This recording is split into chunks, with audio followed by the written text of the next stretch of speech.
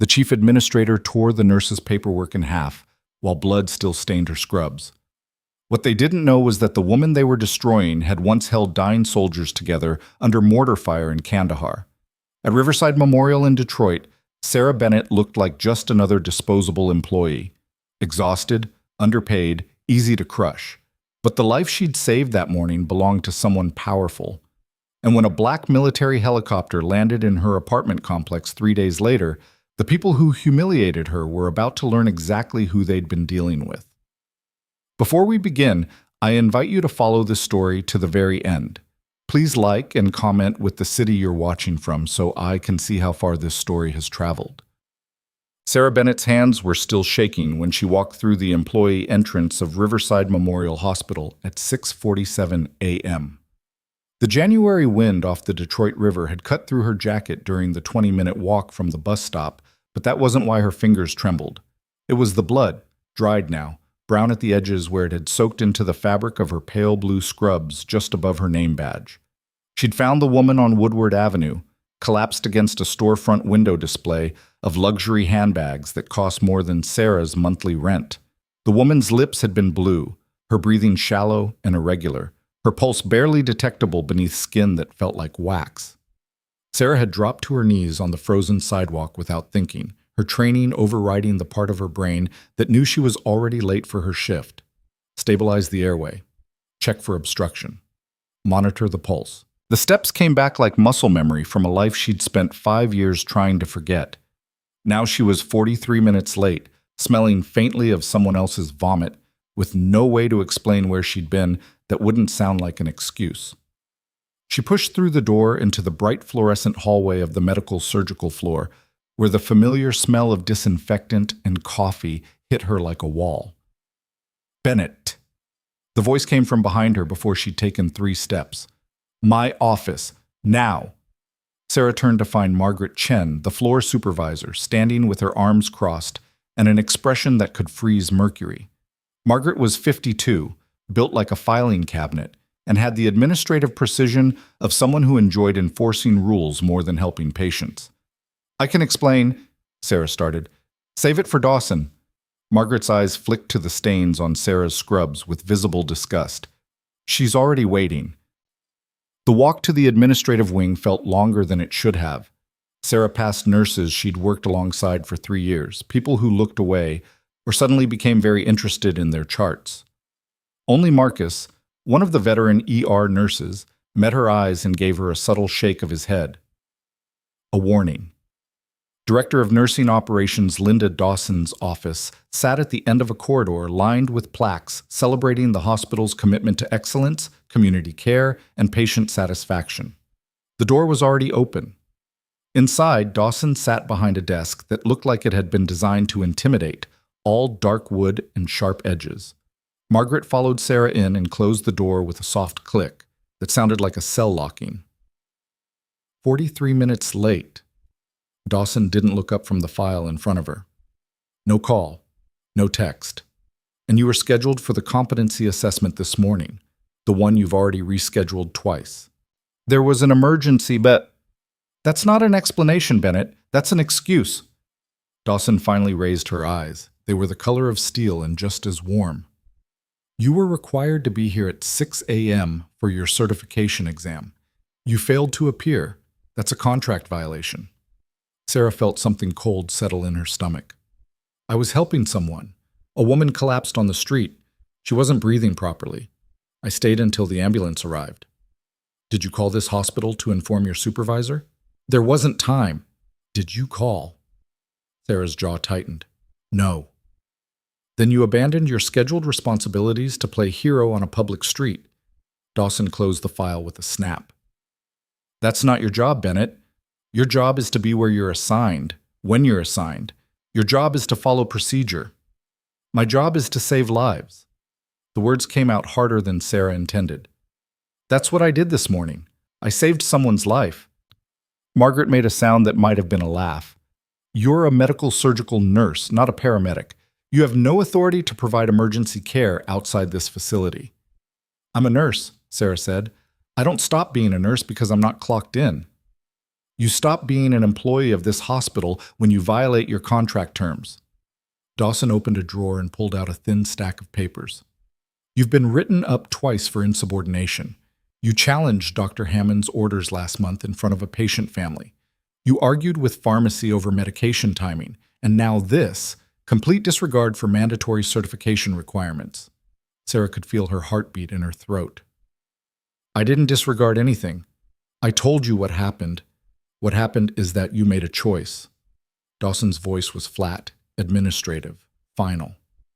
You chose to prioritize your own judgment over hospital policy. That makes you a liability we can't afford. The room went very quiet. Sarah could hear the heating system clicking on somewhere in the walls. Outside the window, snow had started to fall over the parking lot where she couldn't afford to park. You're suspending me. It wasn't a question. Pending termination review, yes. Effective immediately. Dawson slid the papers across the desk. You'll need to surrender your badge and complete an exit interview with HR. You have 72 hours to submit a written appeal, which will be reviewed by the board. I wouldn't waste your time. Sarah stared at the papers. Her name was already typed at the top. They'd prepared this before she even walked in the door. How long have you been planning this? Bennett, how long? Sarah's voice cracked. Because it sounds like you were just waiting for an excuse. Margaret stepped forward. You need to leave now, or we'll have security escort you out. Sarah picked up the papers with hands that had gone numb. She looked at Dawson, really looked at her, and saw something behind the administrative mask. Satisfaction. This woman was enjoying this. The woman I saved this morning, Sarah said quietly, she would have died if I'd kept walking. Her heart was failing.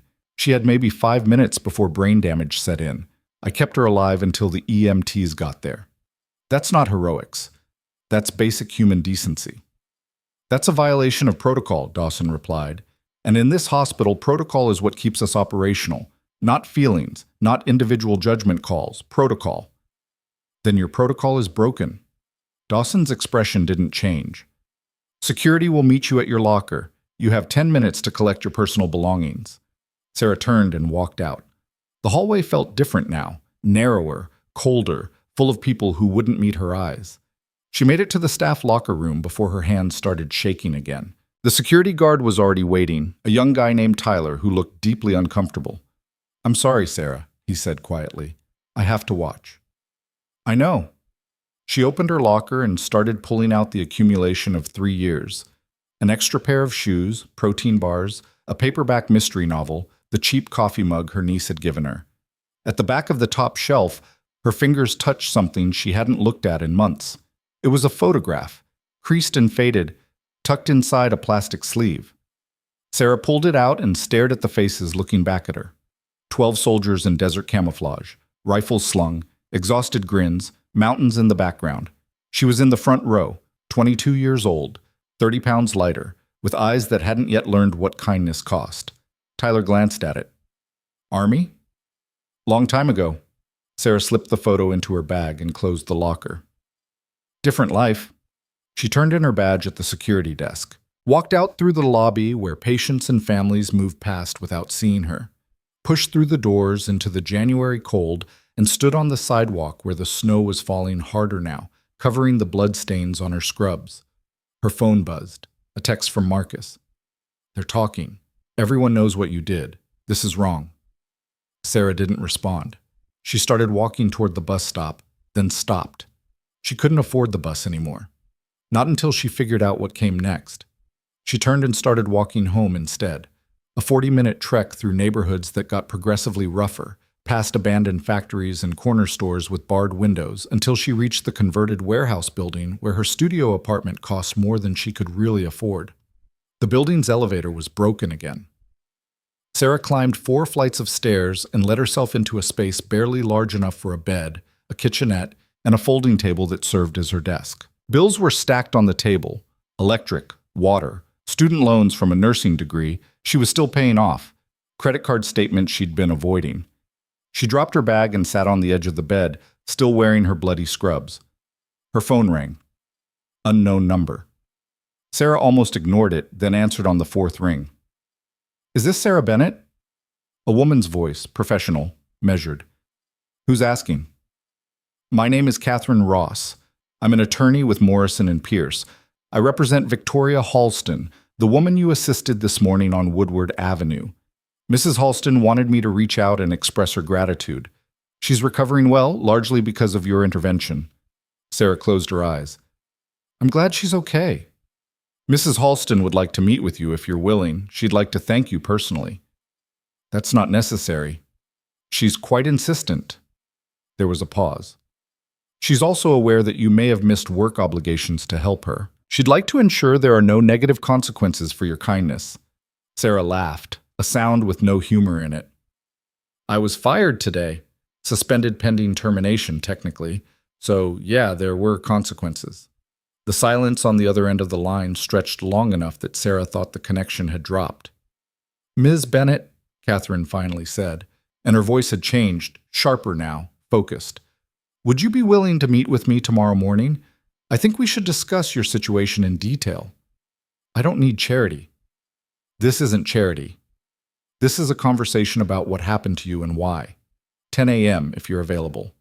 I'll send you the address. The call ended before Sarah could respond.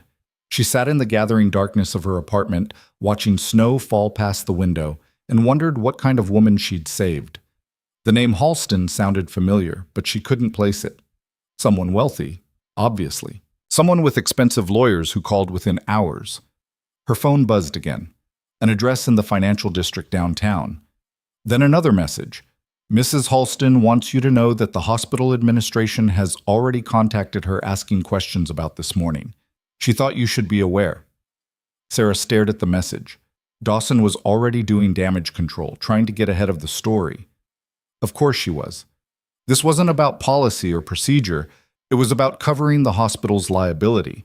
They'd fired Sarah before anyone could ask why a trained nurse had been forced to choose between saving a life and keeping her job. She stood and walked to the window.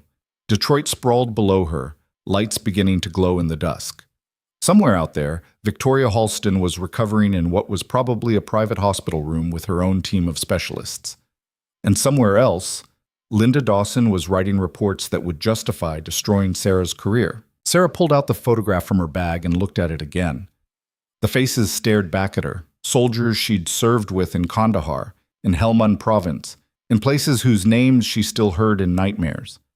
3 of them were dead now. 2 others had been wounded badly enough to end their service, and Sarah herself had come home with scars that didn't show up on x-rays. She'd left the army 5 years ago, determined to use her skills somewhere that didn't involve carrying a weapon. She'd gone to nursing school on the GI Bill, graduated near the top of her class, and taken a job at Riverside Memorial because it was the only offer that came with enough hours to make rent. She'd worked double shifts, covered for absent colleagues, stayed late when patients needed extra care, and now they'd thrown her away like she was nothing. Sarah's phone buzzed with another message, this one from a number she recognized, her landlord. Rent is due Friday. No extensions this month. She had $400 in her checking account. Rent was $950. She'd been counting on Friday's paycheck, which would now never come. The walls of the apartment seemed to close in. Sarah grabbed her jacket and left, needing air, needing movement, needing something other than the quiet panic that was building in her chest. She walked without direction, letting her feet carry her through neighborhoods where Christmas lights still hung in windows and people gathered in warm houses for dinners she couldn't afford. She ended up at a dive bar on Michigan Avenue called Murphy's, a place with sticky floors and a jukebox that only played songs from before 2000. She ordered a whiskey she couldn't afford and sat in a booth in the back, watching strangers play pool and pretend their lives were simple. Her phone rang again. Sarah looked at the screen, another unknown number. She answered. Ms. Bennett, this is Dr. Robert Chen from Detroit General. The voice was male, older, tired. I was the attending physician who treated Victoria Halston this morning when she arrived by ambulance. I wanted to call you personally to say thank you. Your intervention saved her life. Her potassium levels were critically low. She was in cardiac arrest when the EMTs found her, but your stabilization bought her the time she needed. You did exactly the right thing. Sarah felt something loosen in her chest. I just did what I was trained to do. Not everyone does. There was a pause. I heard what happened at Riverside. I wanted you to know that's not how it should be. What you did this morning, that's what medicine is supposed to look like." "Thank you," Sarah said, and meant it. "If you need a reference for another position, you call me. Anytime." He gave her his direct number and hung up. Sarah finished her whiskey and ordered another.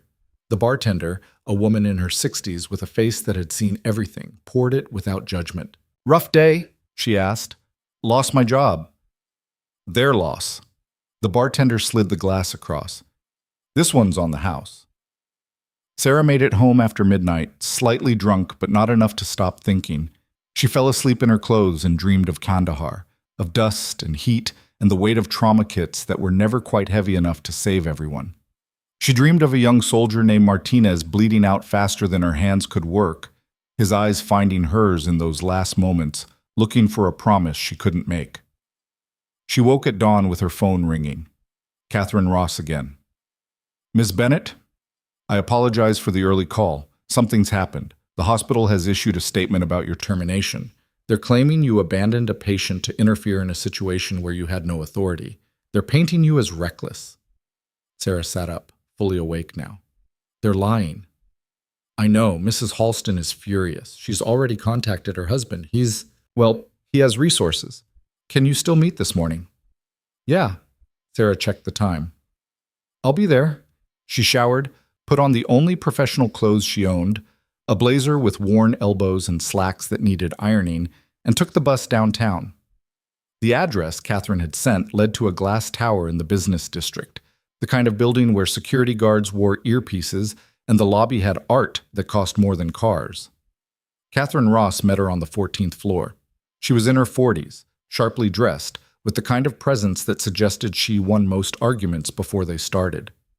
"Thank you for coming," Catherine said, leading Sarah into a conference room with floor-to-ceiling windows overlooking the river. "Mrs. Halston is still recovering, but she's connected via video. I want you to hear directly from her."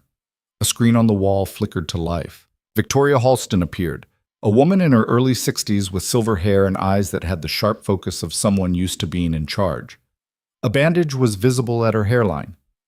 "Ms. Bennett," Victoria said, and her voice was stronger than Sarah expected. "I understand I owe you my life." "You don't owe me anything." "I disagree. But more importantly, I understand that saving my life cost you your career. That's unacceptable." "It was my choice. And it was their choice to punish you for basic human decency." Victoria leaned forward. "My husband is James Halston. He runs Halston Defense Systems. We have contracts with the Department of Defense, the State Department, and about 40 other agencies I can't discuss. When I told him what happened to you, he made some calls. We've learned some interesting things about Riverside Memorial's administration." Catherine opened a folder and slid it across the table. Sarah looked down at a stack of documents, employment records, disciplinary reports, internal memos. "What am I looking at?" "A pattern," Catherine said. "In the last 3 years, Riverside Memorial has terminated or forced out 17 staff members who challenged administrative decisions. 15 of them were women, 12 were nurses. All of them were replaced by less experienced staff at lower salaries. Director Dawson has been systematically removing anyone who questions her authority." Sarah flipped through the pages. She recognized some of the names, good nurses who'd suddenly disappeared from the schedule, people who'd been there 1 week and gone the next. "This is retaliation." "Yes, and it's illegal." Catherine pulled out another document. "We've also discovered that Riverside Memorial bent their own protocols last year when a board member's son failed a similar certification exam. They allowed him to reschedule 3 times with no penalties. But with you, immediate suspension." Victoria's voice came through the speaker. "Ms. Bennett, I want to help you fight this. Not just for you, for every person they've silenced. My husband's legal team is willing to take this on. We can make a lot of noise, but I need to know. Are you willing to fight?" Sarah looked at the documents, at the faces in the employment records, at the careful paper trail of destroyed careers. She thought about Linda Dawson's satisfied expression, about Margaret Chen's contempt, about all the nurses who'd looked away this morning because they knew they might be next. "What would that look like?" Sarah asked. "Loud," Catherine said. "Public. Uncomfortable. They'll fight back. They'll try to destroy your reputation. Are you prepared for that? Sarah thought about the soldiers in that photograph, about the ones who didn't make it home, about Martinez, who died trusting that Sarah had done everything she could.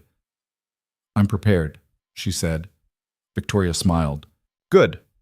Then let's show them exactly who they decided to throw away. The meeting lasted another hour.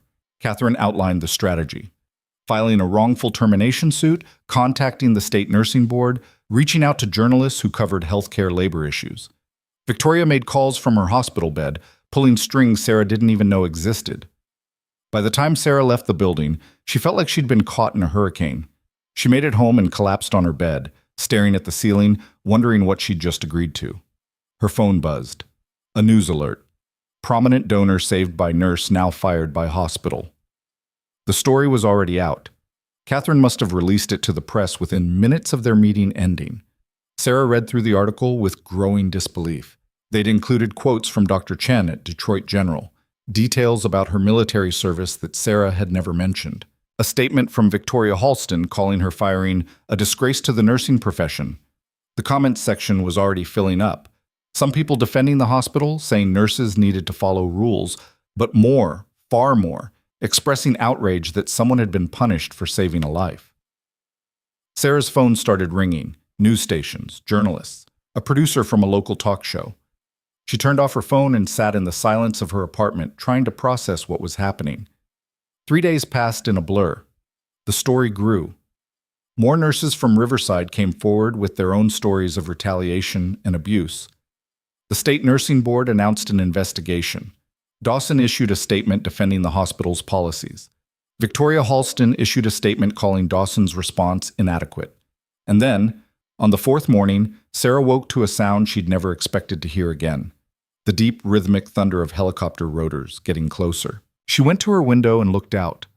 The sky over her apartment complex was clear and bright, and descending into the courtyard below, scattering snow and debris and sending residents scrambling, was a black military helicopter with no visible markings. Sarah's heart stopped. She recognized that model. She'd flown in helicopters like that in Afghanistan. Supply runs, medical evacuations, extractions from hot zones. She pulled on clothes and ran down 4 flights of stairs. By the time she reached the courtyard, the helicopter had landed and the rotors were winding down. A crowd had gathered at a safe distance, neighbors filming on phones, kids staring wide-eyed, someone shouting questions that got lost in the noise. The door opened. Victoria Halston stepped out first, moving carefully but steadily, the bandage on her head now smaller. She was flanked by 2 men in suits who had to be lawyers, and behind them, Sarah froze. 2 people in military dress uniforms, an Army captain and a Marine Corps lieutenant colonel, both of them staring directly at her with expressions she couldn't read. Victoria walked forward, her lawyers and the officers following. The crowd parted. Sarah stood motionless, her mind racing through possibilities and finding none of them that made sense. "Ms. Bennett," Victoria said, loud enough for everyone to hear. "Thank you for meeting us." "I didn't know we had a meeting," Sarah managed. "We didn't, but my husband thought this conversation needed witnesses." Victoria gestured to the officers. "I believe you know Captain Morrison and Lieutenant Colonel Hayes." Sarah looked at them again. Recognition hit her like cold water. Morrison had been a lieutenant when she'd known him. Younger, less scarred. He'd been in the convoy she'd saved after an IED attack outside Kandahar, the one where she'd kept 6 men alive for 40 minutes while waiting for medevac. Hayes had been in Helmand Province, part of a joint operation where Sarah's unit had been providing medical support. She'd patched him up after a firefight, working in a sandstorm with supplies running low. "Sergeant Mercer," Morrison said, and his voice carried the weight of old respect. "It's been a long time." The crowd went quiet. Sarah heard someone whisper, "Sergeant?" "I go by Bennett now," Sarah said quietly. "I've been out for 5 years." "We heard," Hayes said. "We also heard what happened at Riverside Memorial, what they did to you for saving a civilian life." He glanced at Victoria. "Mrs. Halston's husband reached out to some people. Those people reached out to us. We wanted to come here personally and make sure everyone understood exactly who you are." Morrison stepped forward. "July 2019, outside Kandahar. Our convoy hit an IED. 6 casualties. You kept all of us alive until the medevac arrived. You worked under fire for 40 minutes. You refused to leave even when ordered to take cover. You saved my life, Sergeant. You saved all of us." The courtyard was silent now, except for the wind. Hayes spoke next. "Helmand Province, 2018. We were pinned down, taking casualties, and you ran through enemy fire to reach our position. You stabilized 3 Marines and an interpreter while rounds were hitting inches away. You earned a Bronze Star for that action. The Army doesn't give those out for following protocol, Ms. Bennett. They give them out for extraordinary heroism." Sarah felt like the ground had shifted beneath her feet. She hadn't told anyone at Riverside about her service. She'd wanted to leave that life behind, to be just a nurse, to help people without carrying the weight of everything she'd seen. But now these 2 officers stood in front of her, in full uniform, making sure everyone knew exactly what she'd done before she ever put on hospital scrubs. Victoria stepped forward again. "The hospital administration told me you were a liability. They said you showed poor judgment and couldn't be trusted to follow rules. So I wanted everyone here to understand, everyone watching this, exactly what kind of person they threw away." Someone in the crowd started recording on their phone. Sarah saw the red recording light and knew this moment was about to go viral. Morrison looked directly at the cameras. "Sergeant Sarah Bennett is one of the finest combat medics I've ever served with. She saved more lives than most people will ever meet. And if a hospital administrator thinks following procedure is more important than what she did this week, then that administrator doesn't understand medicine, and they sure as hell don't understand honor." Hayes added, "The Marines don't forget our own. Neither does the Army. Sergeant Bennett, you have the full support of every service member you ever saved. Whatever you need for this fight, you ask." The courtyard erupted. People shouting questions, cameras flashing, someone starting to applaud. Sarah stood frozen, unable to process what was happening. Victoria smiled at her, a small, knowing smile that said this was exactly what she'd planned. "They wanted to erase you," Victoria said quietly, just loud enough for Sarah to hear. "So we made you impossible to ignore." And somewhere across Detroit, in an administrative office at Riverside Memorial Hospital, Linda Dawson's phone was ringing. The first call came through while Linda Dawson was reviewing quarterly budget reports in her office. Her assistant knocked twice and opened the door without waiting for permission, which never happened. "There are reporters in the lobby," the assistant said, and her voice had gone thin with panic. 6 of them, maybe more. They're asking about Sarah Bennett." Dawson looked up from her spreadsheet. "Tell security to remove them from hospital property." "They're not on hospital property. They're on the public sidewalk outside the main entrance. And there's a helicopter. There was a helicopter at her apartment complex, with military officers. It's already on the news." Dawson's hand froze on her mouse. She pulled up the hospital's media monitoring feed and felt ice spread through her chest. The video was everywhere. Local news sites, Twitter, Facebook, already climbing into the hundreds of thousands of views. Sarah Bennett standing in a courtyard surrounded by neighbors, while 2 officers in dress uniform vouched for her service record. Victoria Halston making a statement about hospital administration destroying careers. And worst of all, Captain Morrison looking directly into the camera and calling out Riverside Memorial by name. "Get me Margaret," Dawson said. "Now." Her assistant disappeared. Dawson watched the video 3 more times, her mind racing through damage control protocols. This wasn't how these situations were supposed to unfold. Terminated employees were supposed to disappear quietly, file appeals that went nowhere. Maybe complain to friends, but ultimately move on because fighting back was expensive and exhausting, and hospitals had lawyers who could bury people in paperwork. They weren't supposed to have billionaire donors and military officers showing up in helicopters. Margaret arrived within minutes, her face pale. "Have you seen?" "I've seen it." Dawson turned her monitor so Margaret could watch the video.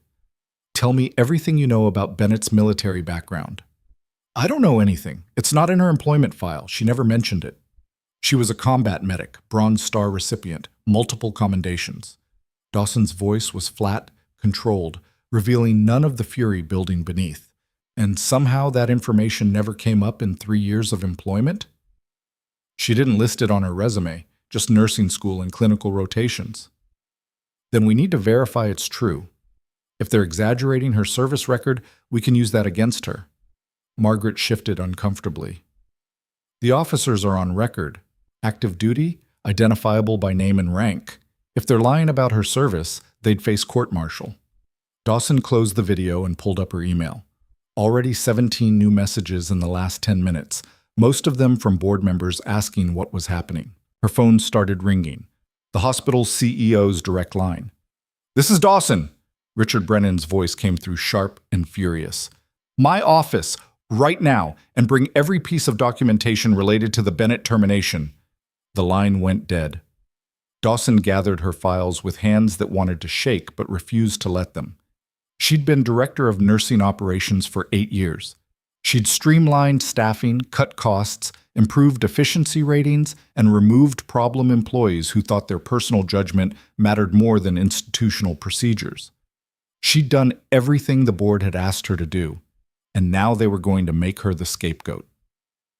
Brennan's office occupied the top floor of the administrative building, with windows overlooking the Detroit skyline and furniture that looked imported from somewhere expensive.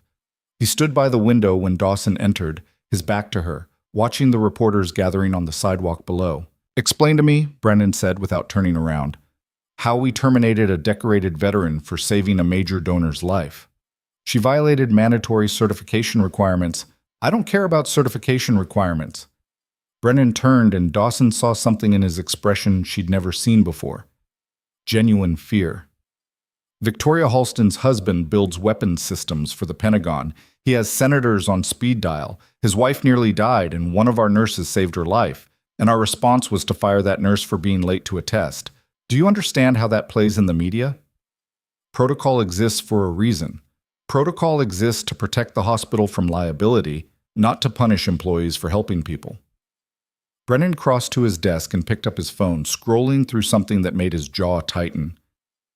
This video has been viewed 400,000 times in the last hour. There are calls for investigations. The state nursing board is asking questions. 2 board members have already contacted me, suggesting your immediate removal. Dawson felt the floor tilt beneath her. "I followed established termination procedures." "You followed procedures designed for employees who actually did something wrong. This woman saved a life, a very important life, and you threw her away because she was 43 minutes late." Brennan set down his phone. "James Halston called me personally 20 minutes ago. Do you know what he said?" Dawson didn't answer. "He said his wife is alive because Sarah Bennett made a choice to help a stranger. He said the hospital administration responded by destroying her career, and then he said if we don't make this right, he'll make sure everyone knows exactly what kind of institution we're running here." That's a threat. That's a promise from someone who owns enough media connections to bury us. Brennan sat heavily in his chair. "The board is convening an emergency session tonight. You'll need to present documentation justifying the termination. And Linda, it better be ironclad, because if there's any indication of retaliation or bias, they're going to sacrifice you to save the hospital's reputation." Dawson left the office with her files clutched against her chest like armor. She made it to the elevator before her phone started buzzing with texts from other department heads, all of them asking the same questions, all of them trying to distance themselves from decisions they'd supported just days ago. Back in her office, she spread the documentation across her desk. Sarah Bennett's employment file, disciplinary reports, the certification requirement notices, the termination paperwork. Everything was in order, everything followed procedure, everything should have been defensible. Except none of it mentioned that the employee in question was a Bronze Star recipient who'd spent years saving lives in combat zones. Margaret knocked and entered without waiting. "The Media Relations Department wants a statement. What should I tell them?" "Tell them we're reviewing the situation and will provide updates as appropriate." They want something stronger.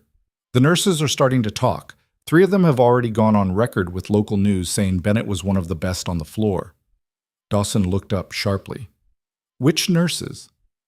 "Marcus Williams, Jennifer Ortiz, and David Kim. They're saying Bennett frequently stayed late to help with overflow patients, that she covered shifts when people called in sick, that she challenged Dr. Hammond because he'd prescribed the wrong dosage for a diabetic patient. Williams is an ER nurse. He doesn't work on our floor. He worked with Bennett during surge periods, and apparently they're friends." Margaret pulled out her own phone and showed Dawson a Twitter thread. He's been posting about this for the last 2 hours. Thousands of retweets. Dawson scrolled through the thread and felt her stomach turn. Marcus had included specific examples, times Bennett had caught medication errors, patient outcomes that improved under her care, instances where she'd advocated for patients against administrative pushback. He'd positioned her not as an insubordinate employee who broke rules, but as a dedicated nurse who put patient care above bureaucracy. "Make this stop," Dawson said. "I can't. It's his personal account. And it's not just him. There's a hashtag now. Hashtag #StandWithBennett. Nurses from other hospitals are joining in." Dawson set down the phone and tried to think through the growing crisis. She needed to find something in Bennett's record that justified the termination, some pattern of behavior that demonstrated genuine misconduct rather than just rule-breaking in service of patient care. She pulled up Bennett's personnel file again and started reading through 3 years of evaluations and incident reports. Most of it was exactly what she didn't want to see. Consistent positive reviews, patient satisfaction scores above average, only a handful of written warnings for minor infractions. But there, buried in a note from 15 months ago, was something Margaret had written after Bennett had questioned a supply chain decision. Employee shows pattern of challenging administrative authority. Believes clinical judgment should override institutional protocols. Recommend monitoring for future compliance issues. Dawson highlighted the passage and kept reading. There were other notes like it. Small flags raised by supervisors who'd noticed Bennett's tendency to push back when policies didn't align with patient needs. Individually, they meant nothing, but assembled together they created a narrative of someone who thought the rules didn't apply to her. It wasn't much, but it might be enough. Her phone rang again, the hospital's legal counsel. "Linda, we need to talk about your exposure here." "My exposure?" "The Halston family has retained Morrison and Pierce. That's not an ambulance-chasing firm. They handle corporate litigation and whistleblower cases. If they're building a wrongful termination suit, they're going to dig into every employment decision you've made in the last 5 years. Dawson felt cold spread through her chest. "All of my decisions were justified." "Maybe, but justified and defensible aren't always the same thing.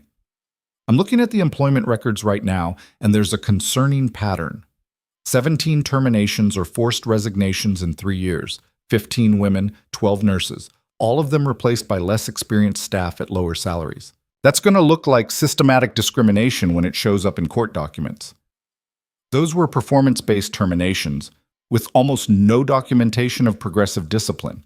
Most of them show a single incident followed by immediate termination or suspension. That's the opposite of standard HR practice." The lawyer paused. "Linda, I need you to understand something. If this goes to trial, the plaintiff's attorneys are going to paint you as someone who targeted strong-willed employees who challenged your authority. They're going to present Sarah Bennett as the most extreme example, a decorated veteran fired for heroism. And they're going to have military officers and a billionaire donor testifying on her behalf. Can you see how that plays to a jury? So what do you suggest?" "We offer her a settlement, reinstatement with back pay, a formal apology, confidentiality agreement to prevent her from discussing the case publicly. We make this go away quietly." "She'll never take it." Dawson didn't know why she was so certain, but she was. She's already gone public. She has powerful people backing her. Why would she settle?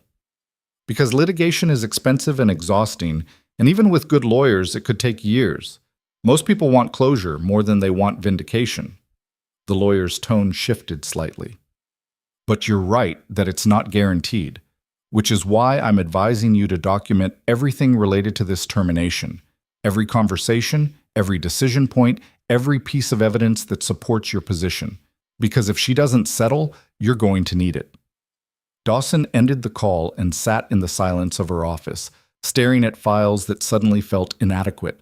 Outside her window, the winter sun was setting over Detroit, painting the sky in shades of orange and purple that looked like a warning. Her computer pinged with a new email. The subject line read, "Emergency board session, mandatory attendance, 7 p.m. tonight." She had 4 hours to build a defense that would satisfy a board looking for someone to blame. Across the city, in Catherine Ross's law office, Sarah sat in a conference room that felt too expensive for someone who'd been unemployed for less than a week. The table was genuine mahogany. The chairs were leather. The coffee was the kind that came from beans with complicated names. Catherine sat across from her with 3 associates, all of them reviewing documents that covered every surface of the table. Victoria Halston appeared on the video screen again, looking stronger than she had that morning. "The hospital's legal counsel reached out an hour ago," Catherine said. "They want to discuss settlement terms." Sarah looked up from the coffee she wasn't drinking. "Already?" "They're panicking. The media coverage is worse than they anticipated, and the military angle makes you sympathetic in ways they can't counter. They want this to go away before it gets bigger." "What are they offering?" Catherine slid a document across the table. Sarah read through it slowly, feeling increasingly numb. Full reinstatement. Back pay for the suspension period. A formal letter of apology from the CEO, and a confidentiality agreement that would prevent her from ever discussing what had happened. "They want to buy my silence," Sarah said. "They want to limit their liability. This is actually a decent offer by settlement standards." Sarah pushed the document back across the table. "No. You should think about it." "I don't need to think about it." Sarah met Catherine's eyes. "You told me this would be loud and uncomfortable. You said they'd try to destroy my reputation. I said I was prepared for that. I meant it." Victoria's voice came through the speaker. "Sarah, I admire your conviction, but Catherine's right that you should consider this carefully. Settlement would mean immediate reinstatement. You'd have your job back tomorrow. And they'd have learned nothing." Sarah stood and walked to the window, looking out over the Detroit River. "I spent years in the Army working with people who thought regulations mattered more than lives. I got out because I was tired of fighting that battle. But coming home didn't change anything. It just moved the battlefield. The hospital administration cares about liability and efficiency and procedure, and they'll keep punishing anyone who prioritizes patients over policy unless someone makes them stop." "That's why we're building a larger case," Catherine said. "We have documentation of the pattern of retaliatory terminations. We have testimony from other nurses. We can demonstrate systematic misconduct. Then let's demonstrate it, publicly, completely, so that when this is over, they can't just quietly go back to business as usual." One of the associates, a younger woman named Jennifer, spoke up. "A trial could take months, maybe over a year, and there's no guarantee we'll win. Hospitals have significant resources for legal defense." "I know." Sarah turned back to face them. "But I also know what happens if we settle quietly. Dawson stays in power. The board pretends this was an isolated incident, and next year, some other nurse gets fired for doing the right thing, except she won't have a billionaire donor and military officers to back her up. She'll just be gone." The room went quiet. Catherine exchanged a look with Victoria on the screen, some wordless communication passing between them. "All right," Catherine finally said. "Then we reject the settlement and prepare for war. But you need to understand what that means. They're going to investigate every aspect of your life, every mistake you've ever made, every rough patch in your employment history, anything they can use to discredit you. They'll try to make this about your character instead of their misconduct." "Let them try." Sarah sat back down. "My character survived Kandahar. It'll survive Linda Dawson." Catherine smiled slightly. "Okay then. Let's talk strategy."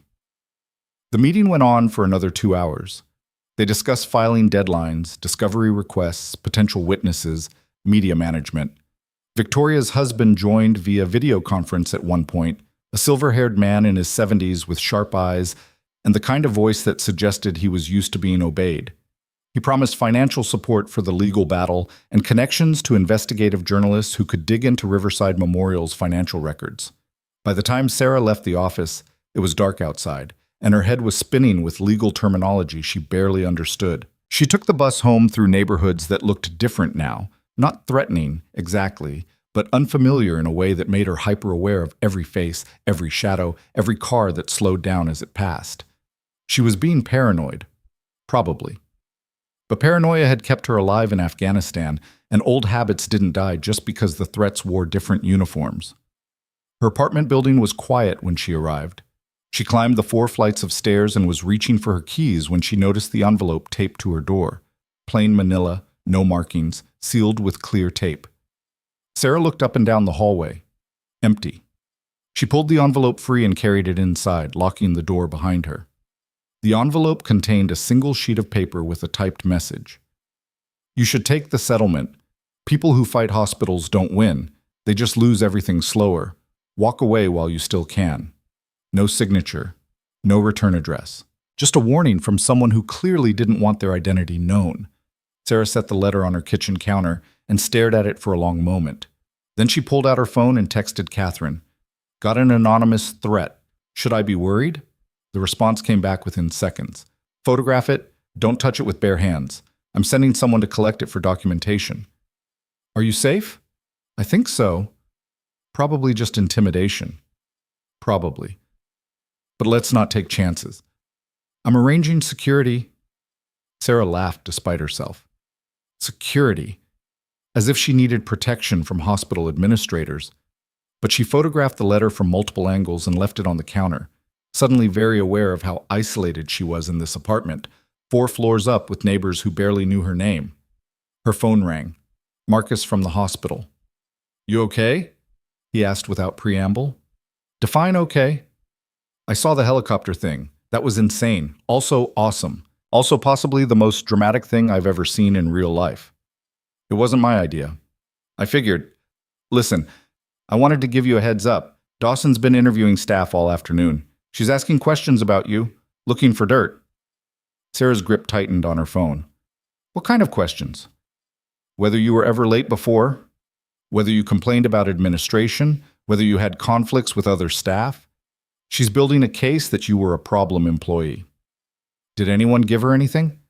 Not that I know of. Most people are Team Sarah right now, but you know how it is. If she pushes hard enough, she'll find someone willing to throw you under the bus to protect themselves. Yeah. Sarah closed her eyes. Thanks for the warning. There's more. She's scheduled an emergency board meeting for tonight. Word is they're deciding whether to uphold the termination or offer you reinstatement. Catherine already told me they offered a settlement. I turned it down. Marcus whistled low. Damn, okay, so you're going full scorched earth. Something like that. Then you should know there are about 15 nurses planning to show up at the hospital tomorrow morning with signs, protesting your termination. They're calling it a solidarity action. Sarah felt something warm and unexpected spread through her chest. They don't have to do that. They want to. You're not the only one who's tired of administration treating us like we're disposable. This is bigger than just you now. They talked for a few more minutes before Marcus had to go back to his shift. Sarah sat in the darkness of her apartment, looking at the anonymous letter on her counter, thinking about nurses risking their own jobs to defend hers. She pulled out the photograph of her old unit again. 12 faces looking back at her, young and tired and determined. She remembered the day it was taken, a brief lull between operations, someone's camera appearing out of nowhere, the platoon sergeant making them all gather for a group shot because he said they'd want to remember this someday. 3 of those faces were dead now. Martinez, killed by an IED on what was supposed to be a routine patrol. Williams, shot by a sniper while providing cover fire. DeMarco, dead by suicide 2 years after coming home because the war wouldn't let him go. Sarah had carried their memories for 5 years, trying to honor them by using her skills to save lives in a place that didn't involve combat. And now she was in a different kind of war, one fought with lawyers and press releases instead of weapons. But a war nonetheless. Her phone buzzed with a news alert. The hospital board meeting had ended. She clicked through to a local news site and read the brief statement. Riverside Memorial Hospital Board of Directors has voted to uphold Director Linda Dawson's decision to terminate Sarah Bennett pending further review of employment procedures and protocols. They'd chosen Dawson over her. Officially. On the record. Sarah felt anger burn through her, hot and clean and focusing. She texted Catherine. Saw the board decision. What happens now?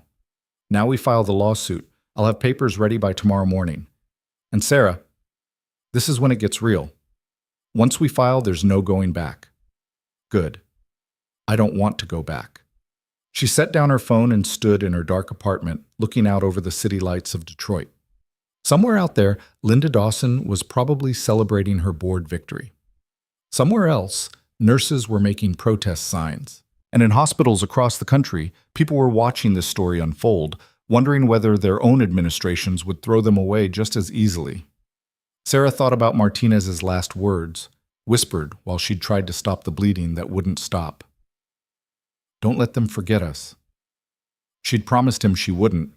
She'd carried that promise through the rest of her deployment, through nursing school, through 3 years at Riverside Memorial. And now she was about to make sure nobody forgot what happened when institutions valued procedure over people. Her phone rang again. Unknown number. Sarah almost ignored it, then answered. Miss Bennett?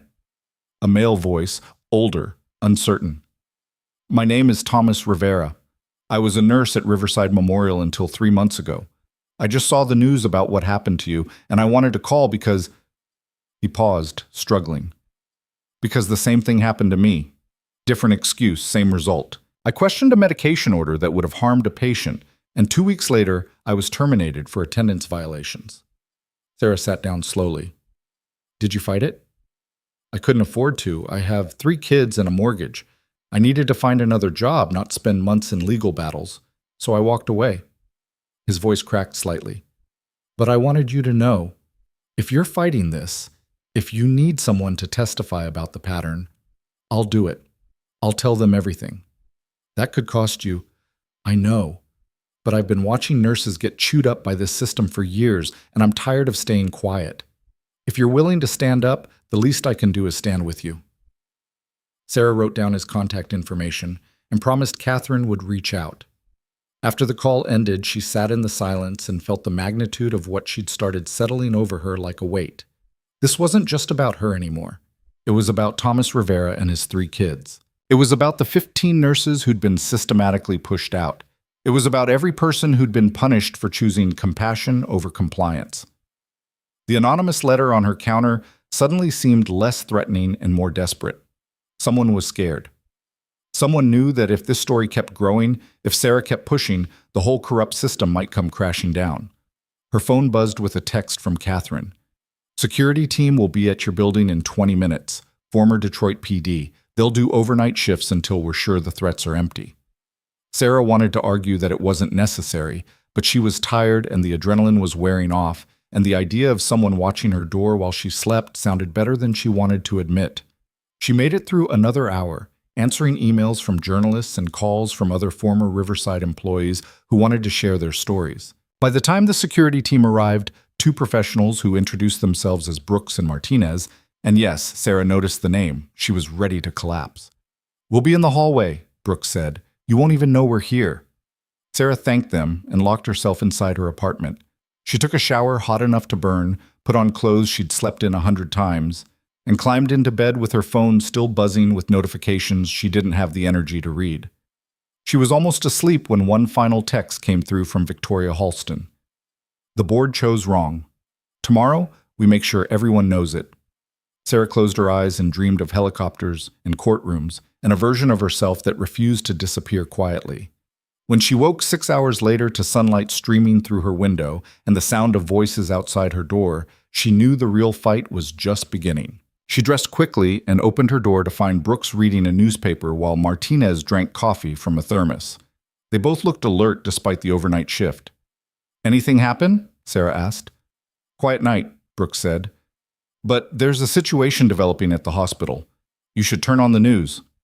Sarah pulled out her phone and found the local news stream. The camera showed the main entrance of Riverside Memorial Hospital, and in front of it, a crowd of at least 30 people holding signs and wearing scrubs. The protest Marcus had mentioned. But it was bigger than she'd expected, and growing. More nurses arriving even as she watched, some in street clothes, others clearly on their way to or from shifts. The signs read, Nurses save lives, administrators save money. Sarah Bennett is a hero.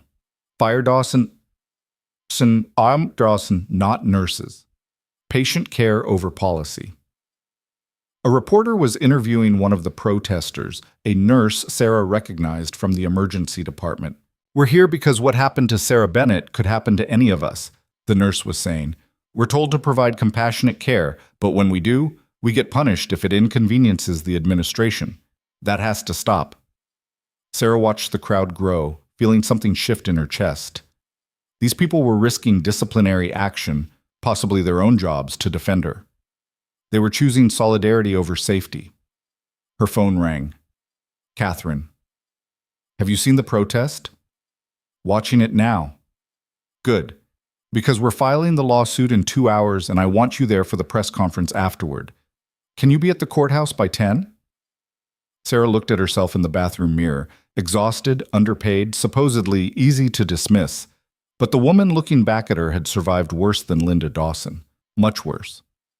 I'll be there, she said. She dressed in her only good blazer, the one with the worn elbows that suddenly felt like armor. Brooks and Martinez insisted on driving her downtown in an unmarked car, citing security protocols Sarah didn't bother arguing against. The courthouse steps were already crowded with reporters and cameras when they arrived.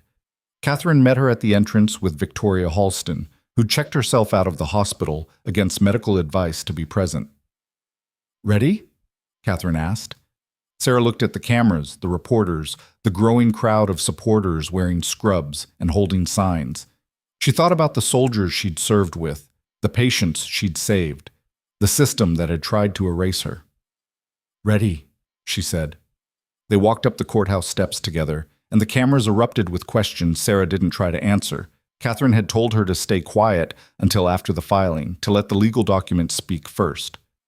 Inside the courthouse, in a clerk's office that smelled like old paper and bureaucracy, Catherine submitted the lawsuit. Sarah Bennett versus Riverside Memorial Hospital, Linda Dawson, and Richard Brennan, case of wrongful termination, retaliation, and systematic discrimination. The clerk stamped the documents with a sound like a judge's gavel. It's official, Catherine said. They walked back outside where the press conference had been set up. Catherine approached the microphone first, reading from a prepared statement that outlined the lawsuit's key allegations. Then Victoria spoke, her voice still weak but steady, describing how Sarah had saved her life and how the hospital had responded with termination instead of gratitude. And then Catherine gestured for Sarah to step forward. Sarah approached the microphone and looked out at the crowd. She saw nurses from Riverside holding their protest signs. She saw reporters with cameras and notepads. She saw strangers who'd stopped on their way to work because they wanted to hear what happened next. "My name is Sarah Bennett," she said, and her voice carried across the courthouse steps. 4 days ago, I saved a woman's life on my way to work. The hospital where I was employed responded by destroying my career. They did this because I was 43 minutes late to a certification exam, an exam I missed because I was keeping someone alive until paramedics arrived. She paused, letting the words settle. What the hospital administration didn't know, what they never bothered to ask, is that I spent 5 years as an army combat medic. I saved lives in Kandahar, in Helmand province, in places where stopping to help someone meant putting yourself in the line of fire. I came home and became a nurse because I wanted to keep using those skills in a place where the only enemy was disease and injury, not bullets and bombs. The crowd was silent now, completely focused. But I learned something in the last week. The enemy isn't always obvious. Sometimes it wears a suit and carries a clipboard and talks about procedure and protocol while forgetting that medicine is about people, not paperwork.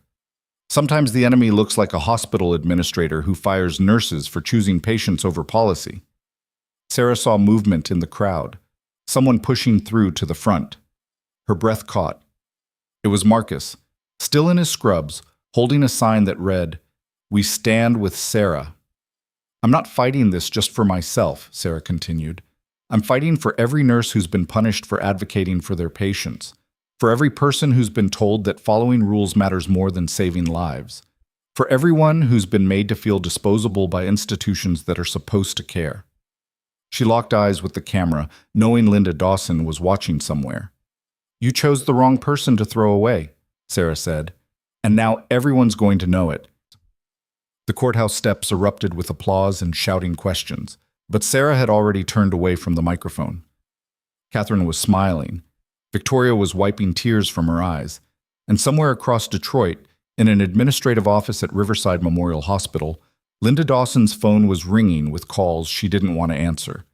But what none of them knew yet, what wouldn't become clear until the lawyers started their discovery process, was just how deep the corruption ran, how many lives had been damaged, and how many people in positions of power had known exactly what was happening and chosen to look away. The real story was just beginning to surface, and when it finally broke through, it would shatter everything. The discovery process began 72 hours after the lawsuit was filed, and within the first week, Catherine's legal team had uncovered something that made the wrongful termination look like a symptom of a much larger disease. Sarah was sitting in the conference room at Morrison and Pierce when Catherine dropped the first bombshell. 3 associates surrounded a laptop, their faces reflecting the glow of spreadsheets that had taken days to decode. "We subpoenaed Riverside Memorial's financial records," Catherine said, sliding a printed summary across the table. "Standard procedure for employment discrimination cases. We were looking for evidence of budget pressure that might explain the pattern of terminations." Sarah picked up the document, scanning numbers that meant nothing to her. "What did you find?" "A shell company." Catherine pulled up another screen. "Riverside Memorial has been contracting with a staffing agency called MedSource Solutions for the last 4 years. That agency provides temporary nurses and medical staff at significantly reduced rates compared to full-time employees." "That's not unusual. Hospitals use temp agencies all the time." "True. But MedSource Solutions is owned by a holding company called Riverside Healthcare Ventures. And Riverside Healthcare Ventures is owned by—" Catherine paused for effect. "Richard Brennan, Linda Dawson, and 3 members of the hospital's board of directors." The room went silent. Sarah felt the implications settle over her like ice water. "They own the staffing agency that replaces the employees they fire," she said slowly. "Exactly. They terminate experienced full-time nurses with benefits and union protections, then bring in temporary staff through their own company at lower wages with no benefits. They pocket the difference." Catherine pulled up another document. "In the last 3 years, Riverside Memorial has paid MedSource Solutions over $8 million. The profit margin on those contracts runs about 40%. Sarah stared at the numbers, her mind racing through the mechanics of the scheme. "They're deliberately destroying careers to enrich themselves." "Yes. And it gets worse." Catherine nodded to one of the associates, who brought up a series of email chains. "We found internal communications discussing the strategy. Dawson and Brennan coordinating which employees to target. Board members approving the terminations while collecting profits from the replacement staffing contracts. It's systematic, calculated, and completely illegal." One of the associates, a sharp-eyed woman named Rachel, spoke up. "We also found evidence that they falsified staffing-level reports to state regulators. They were claiming adequate nurse-to-patient ratios while actually running dangerously short because temp staff called out more frequently than full-time employees." "How dangerous?" Sarah asked. Rachel pulled up another file. "We cross-referenced their staffing reports with patient outcome data. During periods of high temp usage, there were statistically significant increases in medication errors, patient falls, and post-surgical complications. Nothing catastrophic enough to trigger automatic investigations, but enough to suggest inadequate supervision." Sarah felt rage building in her chest, hot and focused. "People were getting hurt because of this." "People were dying because of this," Catherine corrected quietly. "We found 4 cases in the last 18 months where patients experienced preventable complications during shifts that were understaffed due to temp worker no-shows. 2 of those patients died." The room went silent again. Sarah looked at the faces in the emails, Dawson, Brennan, board members whose names she'd only heard in passing. They all looked so professional, so respectable, so completely convinced that their spreadsheets and profit margins mattered more than the lives being damaged in their pursuit of efficiency. "This is fraud," Sarah said. "Corporate fraud, criminal fraud, and racketeering, potentially. We're turning this over to the FBI's white-collar crime division." Catherine closed the laptop. "But Sarah, you need to understand what this means. This case just got much bigger than wrongful termination. Dawson and Brennan are facing potential federal charges. They're going to fight back with everything they have. Let them fight. They already are." Catherine pulled out her phone and showed Sarah a news article published that morning. The headline read, "Fired Nurses' Military Record Questioned." Sarah read through the article with growing disbelief. It cited anonymous sources claiming her Bronze Star had been exaggerated, that her combat record included disciplinary incidents she'd hidden, that she'd been discharged from the Army under circumstances that warranted investigation. "None of this is true," Sarah said flatly. "I know, but they're trying to muddy the waters. If they can make you look dishonest about your military service, it undermines your credibility on everything else. Sarah's phone rang. Captain Morrison's number. She answered on speaker. Bennett, have you seen the smear piece? Just reading it now. It's bullshit. Complete fabrication. I've already contacted the reporter and told him the truth, but they're not running a retraction. Morrison's voice was tight with anger. Someone's feeding them false information through channels that look credible enough that they published without verification. Can we prove it's false? Your DD-214 is public record. Your decorations are documented. I can provide sworn testimony about every action you were involved in. So can Colonel Hayes and about 15 other people who served with you. But fighting lies always takes longer than spreading them. Catherine leaned toward the phone. Captain Morrison, this is Catherine Ross, Ms. Bennett's attorney. We're going to need that testimony on record as soon as possible. Can you come to Detroit? I'm already on my way, landing in 4 hours. After the call ended, Sarah sat back in her chair and tried to process the escalation. They were attacking her military record because they couldn't attack her actions. They were spreading lies because the truth made them look monstrous. What else? Sarah asked. What other attacks should I expect? Catherine exchanged looks with her associates. They're going to dig into every aspect of your life. Financial records, medical history, personal relationships. They'll look for anything that makes you seem unstable or dishonest. My financial records show I'm broke because they fired me. My medical history is standard, and my personal relationships are basically non-existent because I work 60-hour weeks and don't have time for much else. Then they'll try a different angle. They'll question your judgment, suggest you have a hero complex, imply that you put that woman's life at risk with improper emergency care. Catherine pulled out another file.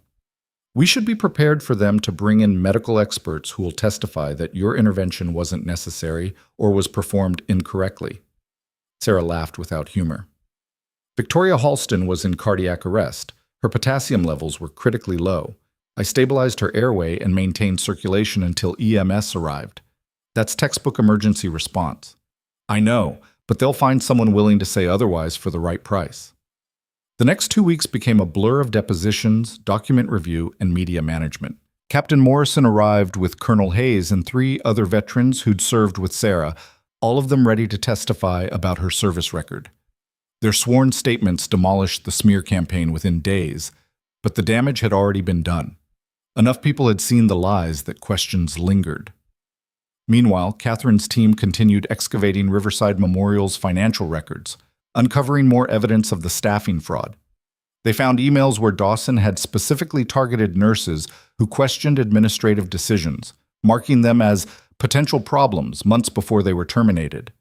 They found budget projections that explicitly calculated savings from replacing full-time staff with temp workers. They found performance reviews that had been retroactively altered to justify terminations that had already been decided. And then they found the patient. Her name was Jennifer Martinez, and she died 16 months ago in Riverside Memorial's intensive care unit. The official cause of death was listed as post-surgical complications following a routine appendectomy. But buried in the nursing notes was a pattern of missed checks, delayed medications, and inadequate monitoring during a shift that had been critically understaffed because 3 temp workers had called out and no replacements were available. Rachel brought the case file to Sarah on a Tuesday morning. The family never sued. They accepted the hospital's explanation that complications happen sometimes. But look at this timeline. Sarah read through the notes with professional detachment that became harder to maintain with every line. Jennifer Martinez had been 23 years old, a college student recovering from emergency surgery. The procedure had gone well, but in the 12 hours following, she'd been checked only twice because the nurse assigned to her section was covering 8 patients instead of the required 4. A post-op infection had developed. By the time it was caught, sepsis had already set in. She'd died 36 hours after a surgery that should have been routine. The nurse who was working that shift, Sarah said quietly. What happened to her? Terminated 2 weeks later for documentation errors. She was replaced by temps from MedSource Solutions. Sarah set down the file and tried to control the fury building in her chest. They killed that girl. Their greed killed her. And then they fired the nurse who tried to save her. We need to contact the family, Catherine said. If they're willing to come forward, this becomes more than financial fraud. This becomes negligent homicide. The Martinez family lived in a suburb outside Detroit, in a modest house with a memorial garden in the front yard. Sarah and Catherine arrived on a Saturday afternoon, both of them dreading the conversation they needed to have. Jennifer's mother, Rosa Martinez, answered the door. She was in her 50s, with graying hair and eyes that had learned to carry grief. When Catherine explained why they'd come, Rosa's hands started shaking. "You're saying the hospital lied to us about what happened to Jenny? We're saying the conditions that led to her death were the result of deliberate understaffing to increase profits," Catherine said gently. "And we think you deserve to know the truth." They sat in a living room filled with photographs of a young woman who would never get older. Rosa called her husband, Miguel, who came home from his shift at the auto plant still wearing his work clothes. Together they read through the documents Catherine had brought, the staffing records, the financial schemes, the pattern of terminations that had left the hospital dangerously short of experienced nurses. Miguel's hands clenched into fists as he read. "They killed our daughter to save money." "Yes," Catherine said. "And they've killed others. We found 3 more cases with similar patterns. Preventable complications during understaffed shifts, families who were told it was just bad luck." Rosa was crying now, quiet tears that fell onto photographs of her daughter. "What can we do?" "You can join the lawsuit. You can tell your daughter's story. You can help us make sure this never happens to another family." Miguel looked at his wife, some wordless communication passing between them. Then he turned to Catherine. "What do you need from us?" The lawsuit expanded. Bennett versus Riverside Memorial became Bennett, Martinez, and class representatives versus Riverside Memorial Hospital, et al. 3 more families joined after Catherine's investigators found their cases. Patients who'd died or been permanently injured during shifts that were criminally understaffed while Dawson and Brennan collected profits from their staffing company. The media coverage exploded. This wasn't just a wrongful termination story anymore. It was corporate corruption that had killed people. National news networks picked it up. Congressional representatives started asking questions about healthcare fraud. The FBI opened a formal investigation, and Riverside Memorial's board panicked. Sarah was in Catherine's office when the settlement offer came through. It arrived via courier in a leather portfolio that probably cost more than Sarah's monthly rent used to be. Catherine opened it and read through the terms with an expression that gave nothing away. "They're offering $15 million, Catherine finally said, "split between all plaintiffs. Full reinstatement for you with a promotion to head nurse. Public apology from the board.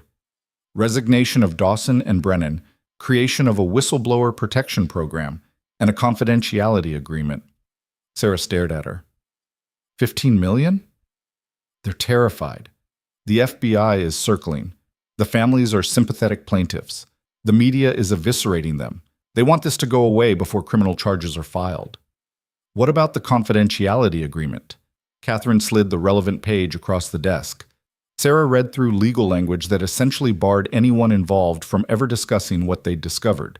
No interviews, no books, no public statements beyond a brief joint announcement. "They want to buy our silence," Sarah said. "They want to buy their survival. Without this going to trial, the full extent of the corruption stays buried. Dawson and Brennan resign in disgrace, but they don't face criminal prosecution. The board members who profited from the scheme never get named publicly. And the families? Get more money than they'd likely win at trial, and get it immediately instead of years from now. For Rosa Martinez, that's the difference between keeping her house and losing it.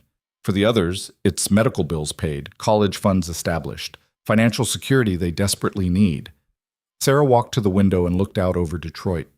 The city sprawled below her, full of people who had no idea that the hospital they trusted had been run by criminals who saw patients as profit margins. "What do you think I should do?" she asked. "I think that's not my decision to make." Catherine came to stand beside her. "I can tell you that trials are unpredictable. Juries are unpredictable. Even with overwhelming evidence, there's a chance we lose. And if we lose, the families get nothing, you get nothing, and Dawson and Brennan walk away claiming vindication. But if we win, everything comes out. Every email, every financial record, every patient death. It becomes public record that anyone can access. The FBI's case gets stronger. Congress might actually pass reform legislation. The healthcare industry gets put on notice that this kind of corruption has consequences. Sarah thought about Jennifer Martinez, 23 years old and dead because bean counters had decided profit mattered more than lives. She thought about the other families, the other victims, the other nurses who'd been thrown away for refusing to participate in a system they knew was killing people. "I need to talk to the families," Sarah said. They convened that evening in Catherine's conference room. Rosa and Miguel Martinez, the Johnsons who'd lost their father to a misdiagnosis, the Patels whose son had been permanently disabled by a medication error, the Williams family whose mother had died from a preventable infection. All of them sitting around a table that felt too expensive for the conversation they were having. Sarah let Catherine explain the settlement terms, watching the families' faces as they processed what $15 million divided among them would mean. For some, it was life-changing money. For others, no amount could compensate for what they'd lost. "I want to be clear," Sarah said when Catherine finished. "This is your decision, not mine. My career was damaged, but your families lost people you loved. If you want to take this settlement and move forward with your lives, I will support that completely." Rosa spoke first. "What do you want to do?" "I want to fight. I want every detail of what they did to become public record, so it can never happen again. But I'm one person who lost a job. You lost your daughter." Rosa's eyes filled with tears. "Jenny wanted to be a teacher. She was studying education at Wayne State. She was going to change children's lives." Her voice broke. Instead, she died alone in a hospital bed while the nurse who should have been checking on her was drowning under impossible patient loads because the people running that hospital cared more about money than lives. Miguel took his wife's hand. "We want the truth to come out, all of it. We want everyone to know what they did to our daughter." The Johnsons agreed. So did the Patels. The Williams family hesitated longer, but eventually their daughter, Jennifer Williams, named after her mother, said quietly, "Mom would have wanted people to know. She always said sunshine was the best disinfectant." Catherine looked around the table. "You're all certain? Because once we reject this settlement, there's no going back. They'll fight us with everything they have." "Then we fight harder," Rosa said. Catherine drafted the rejection that night. It was delivered to Riverside Memorial's attorneys the next morning with a simple message: "We'll see you in court." The hospital's response came within hours, and it was vicious. They filed motions to dismiss, motions to delay, motions to suppress evidence. They brought in expert witnesses who testified that the staffing levels were adequate, that the patient deaths were unrelated to nursing ratios, that Sarah's termination was justified under hospital policy. They leaked stories to friendly media outlets suggesting the families were being manipulated by lawyers seeking publicity. And then they made their biggest mistake. They subpoenaed Sarah's military psychiatric records. The motion claimed her PTSD from combat service made her judgment unreliable and suggested she'd invented the emergency with Victoria Halston as part of a hero complex driven by unresolved trauma. It was filed publicly, meaning every news outlet in the country now had access to Sarah's private medical history. Sarah found out when Marcus called her at midnight, his voice tight with fury. "They're calling you unstable. They're saying you have PTSD and can't be trusted to make rational decisions." Sarah sat up in bed, her heart pounding. "How do they have access to those records?" "They don't. They're speculating, but they filed the motion in a way that makes it look like they know something, and now reporters are asking questions." Catherine called 5 minutes later. "We're filing a motion to quash and a countersuit for invasion of privacy. This was deliberate and malicious." "Will it work?" "Probably, but the damage is already done. The idea is out there now." Sarah ended the call and sat in the darkness of her apartment, thinking about the soldiers she'd served with who'd come home with invisible wounds. PTSD wasn't weakness. It was the normal human response to abnormal circumstances. But she knew how it would play: damaged veteran, unstable, unreliable, making decisions based on trauma instead of reason.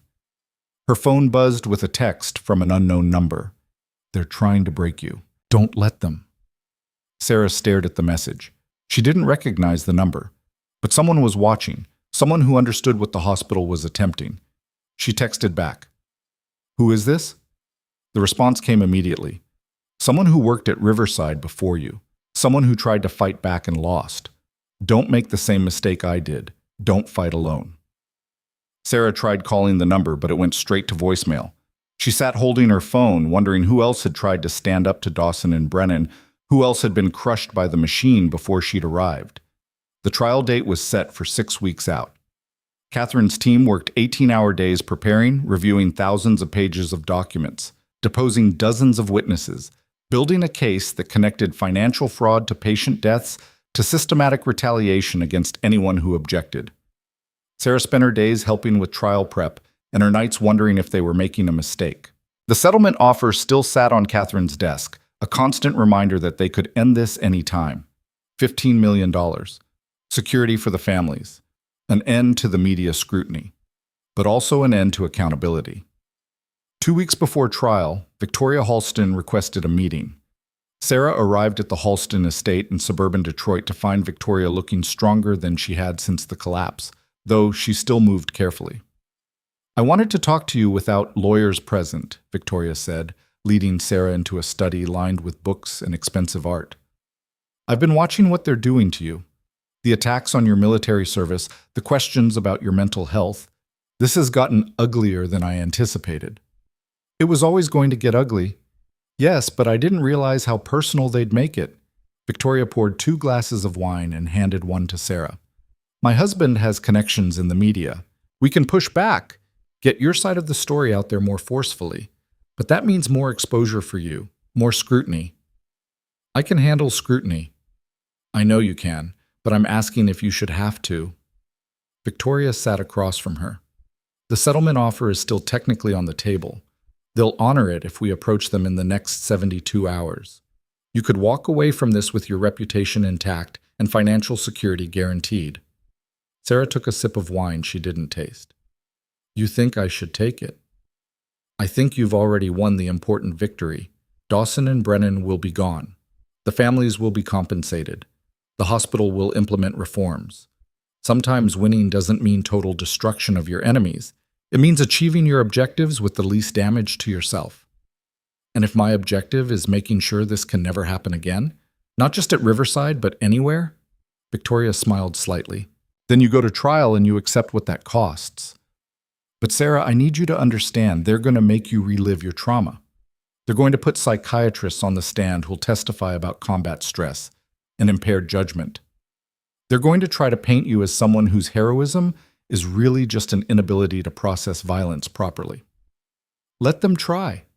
I've been living with PTSD for 5 years. I'm not ashamed of it. You shouldn't be. But shame and legal strategy are different things. They're going to use your wounds against you." Sarah set down her wine glass. "In Kandahar, there was a medic in our unit named Williams. He was killed by a sniper while trying to reach a wounded Marine. Before he died, he looked at me and said, 'Don't stop.' Those were his last words, 'Don't stop.'" She met Victoria's eyes. "I've carried that for 5 years. Every time I wanted to quit, every time the nightmares got too bad, every time I wondered if I should just walk away from all of it, I remembered Williams telling me not to stop. So I didn't. I became a nurse. I saved lives. And when Dawson and Brennan tried to punish me for it, I refused to disappear quietly."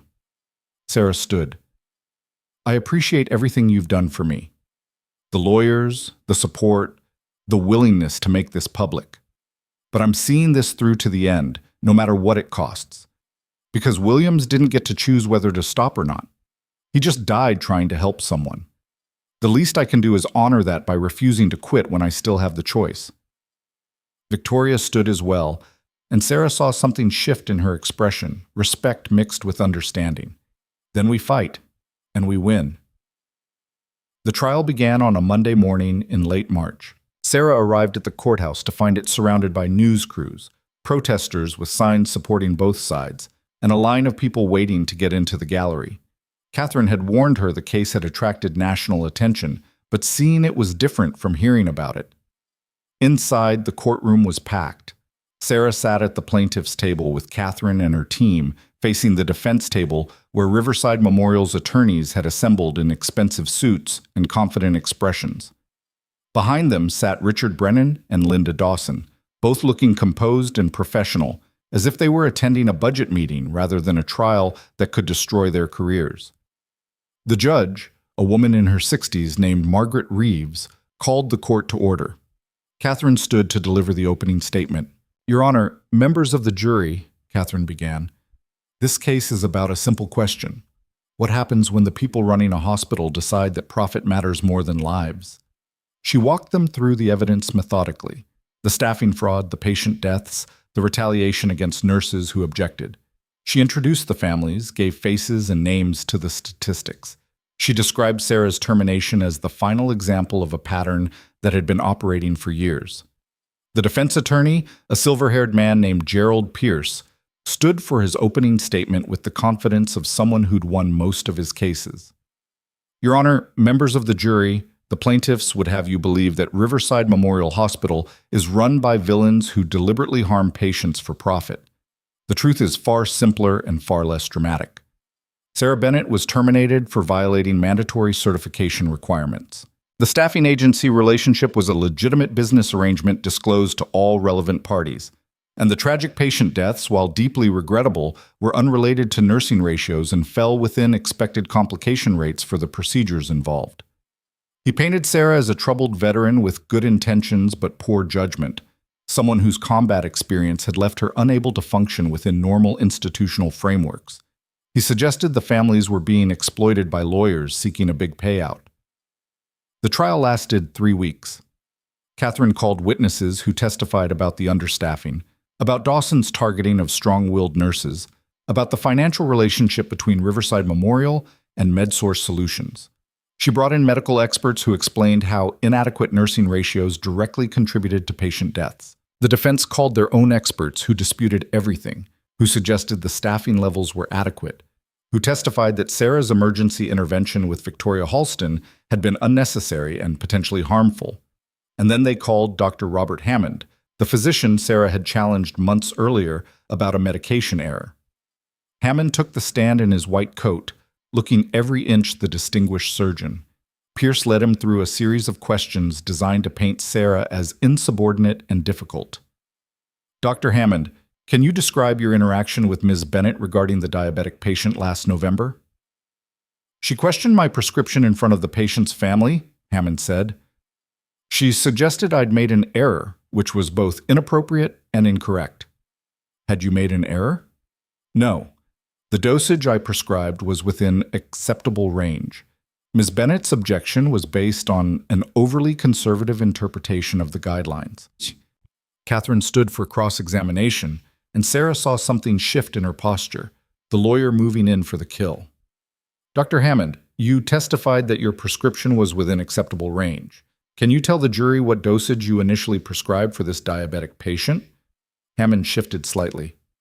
15 units of insulin." "And what did Ms. Bennett suggest?" 10 units. "Can you tell the jury what the patient's current insulin sensitivity was at the time, based on their most recent lab work?" Hammond hesitated. "I don't recall the specific numbers." Catherine pulled out a document. "Let me refresh your memory. The patient's hemoglobin A1C was 6.2, indicating well-controlled diabetes. Their creatinine levels showed early-stage kidney impairment. Given those factors, what does the standard protocol recommend for insulin dosing?" "That would depend on various factors." "Dr. Hammond, yes or no? Does the protocol recommend reduced dosing for patients with kidney impairment?" "Generally, yes." "And would 10 units be more appropriate than 15 for this specific patient?" Hammond's jaw tightened. "Possibly." "So Ms. Bennett was correct to question your prescription?" "She was correct about the dosage, but incorrect in how she raised the issue." "Because she did it in front of the family?" "Yes." "Dr. Hammond, isn't it true that patient safety protocols require immediate notification when a potential medication error is identified, regardless of who's present?" "In emergency situations, this was a diabetic patient about to receive a potentially dangerous insulin dose. Would you not consider that an emergency situation?" Hammond didn't answer. Catherine let the silence stretch before continuing. "Let me ask you another question. How many nurses have formally complained about your prescribing practices in the last 3 years? Pierce stood. Objection. Relevance. Your Honor, the defense has characterized Ms. Bennett as uniquely insubordinate, Catherine said. I'm establishing that her concerns about patient safety were shared by others. Judge Reeves nodded. I'll allow it. Dr. Hammond, please answer the question. Hammond's face had gone red. I'm not aware of any formal complaints. Catherine pulled out another document. Hospital records show 7 separate incident reports filed by nurses regarding your medication orders in the past 3 years. Were you aware of these reports? I may have been informed. And how many of those nurses still work at Riverside Memorial? I don't know. Let me help you. Of the 7 nurses who filed reports about your prescribing practices, 6 were terminated within 18 months. Does that seem like a coincidence to you? Pierce objected again, but the damage was done. The jury had seen it, the pattern extending beyond Sarah, beyond just Dawson and Brennan, into the entire culture of the hospital. The trial continued. More witnesses, more evidence, more testimony about a system designed to silence anyone who prioritized patients over profit.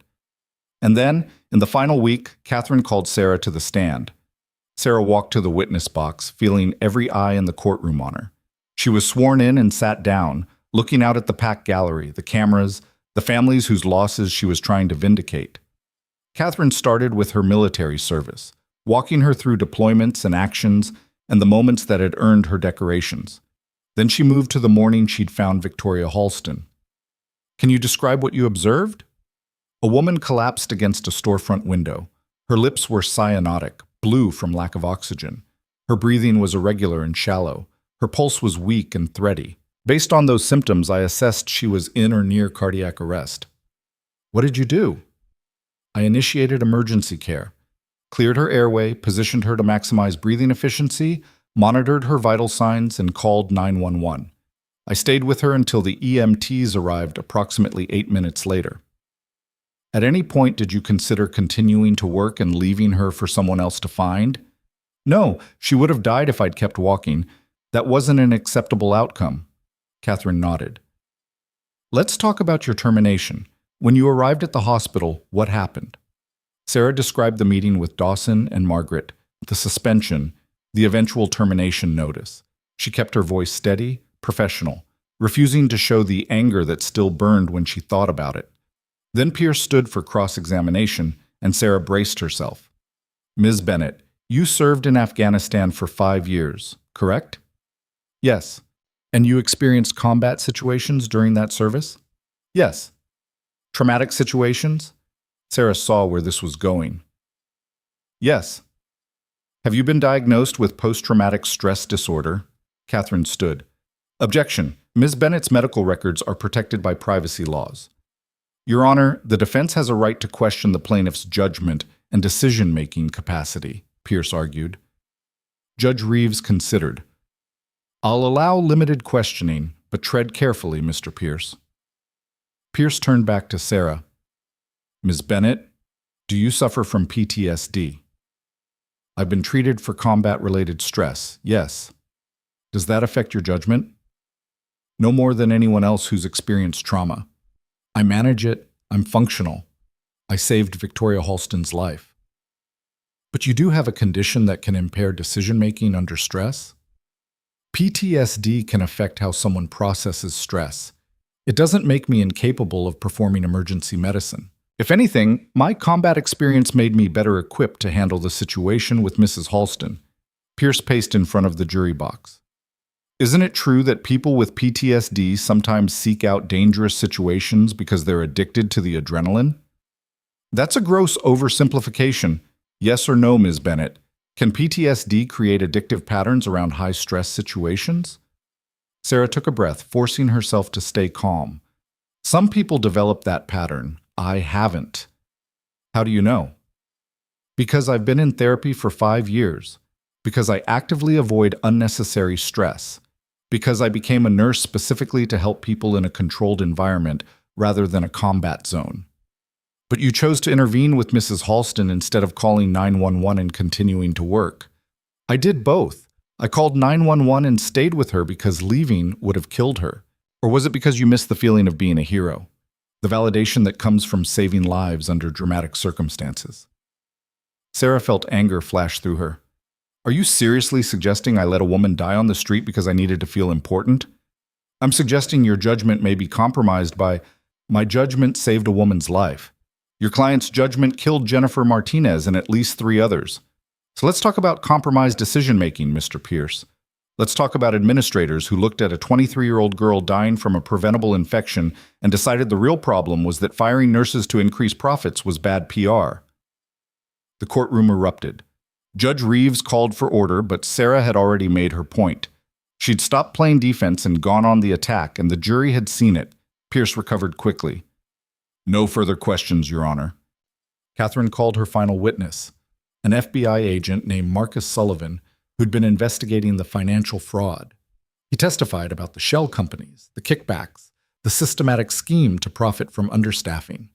He described emails where Dawson and Brennan had explicitly discussed targeting nurses who questioned their practices. The defense tried to discredit him, but FBI agents were hard to shake. Sullivan remained calm, professional, devastating. Closing arguments came on a Friday. Catherine spoke for an hour, weaving together all the evidence into a narrative of institutional corruption that had killed people and destroyed careers. Pierce spoke for longer, trying to reframe everything as unfortunate coincidences and overreaching by lawyers exploiting tragedy. The jury deliberated for 3 days. Sarah spent those 3 days in a state of controlled panic. She couldn't sleep, couldn't eat. She paced her apartment until Brooks, still on security detail, suggested she'd wear a hole in the floor. Catherine called twice a day with updates that meant nothing. The jury had requested documents. The jury was still deliberating. The jury had sent a question to the judge. On the afternoon of the 3rd day, Sarah's phone rang. Catherine's voice was tight with controlled excitement. They have a verdict. We need to be at the courthouse in 1 hour. The courtroom was even more packed than it had been for opening statements. Sarah sat at the plaintiff's table with Catherine, her hands clenched together to keep them from shaking. The families sat in the rows behind her: Rosa and Miguel Martinez, the Johnsons, the Patels, the Williams family, all of them waiting to hear if their losses had been vindicated. The jury filed in. Sarah tried to read their faces but couldn't. Judge Reeves called the court to order. Has the jury reached a verdict? The foreman stood. We have, Your Honor. On the charge of wrongful termination against Sarah Bennett, how do you find? We find in favor of the plaintiff. Sarah felt Catherine's hand grip her arm, but the foreman wasn't done. On the charge of systematic employment discrimination, we find in favor of the plaintiffs. On the charge of fraud, we find in favor of the plaintiffs. On the charge of negligent homicide in the death of Jennifer Martinez, we find in favor of the plaintiffs. The courtroom exploded. Rosa Martinez collapsed into her husband's arms, sobbing. Judge Reeves called for order but had to use her gavel 3 times before the noise died down. On the matter of damages, the foreman continued, we award the plaintiffs $42 million in compensatory damages and $75 million in punitive damages. Sarah stopped breathing. $117 million. They'd won, and they'd won bigger than anyone had anticipated. Judge Reeves thanked the jury and scheduled a hearing for the following week to discuss enforcement and payment schedules. The defense attorneys looked shell-shocked. Brennan sat with his head in his hands. Dawson stared straight ahead, her face completely blank. Catherine turned to Sarah, and for the first time since they'd met, her professional composure cracked. She was smiling, genuine and warm. You did it. We did it, Sarah corrected. Outside the courthouse, reporters swarmed them. Catherine gave a brief statement about justice being served and accountability being necessary. Rosa Martinez spoke about her daughter, her voice breaking but strong. And then the reporters turned to Sarah. Ms. Bennett, how does it feel to win? Sarah looked at the cameras, thinking about Williams telling her not to stop, about Martinez dying while she tried to save him, about all the years between then and now. It feels like the beginning, she said, because the verdict had come down. But in a conference room at the FBI's Detroit field office, Agent Sullivan was opening a new file. A criminal investigation into Dawson, Brennan, and the board members who'd profited from their scheme. And somewhere in that file was a detail Catherine's team had uncovered in the final days of trial preparation. Something so explosive that they'd held it back, waiting for the right moment to deploy it. The civil trial was over, but the real reckoning was just about to begin, and when it broke, it would destroy everything Riverside Memorial had ever built. The detail Catherine's team had held back was buried in a server backup dated 18 months before Jennifer Martinez died.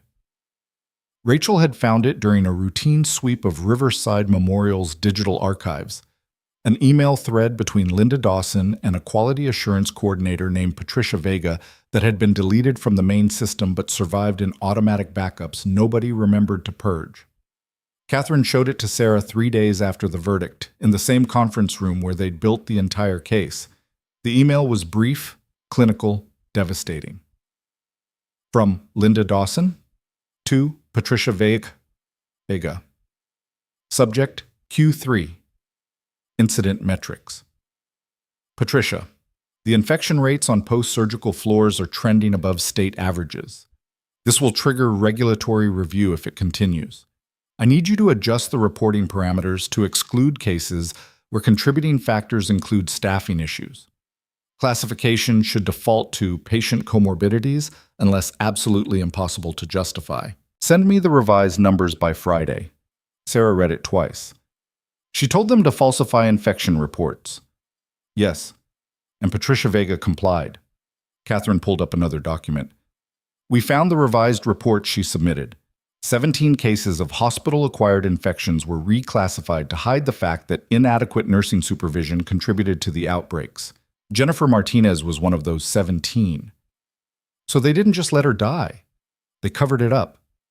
They systematically covered up a pattern of preventable infections to avoid regulatory scrutiny that would have exposed the understaffing. Catherine sat back. This isn't negligence anymore, Sarah. This is criminal conspiracy to obstruct federal healthcare oversight.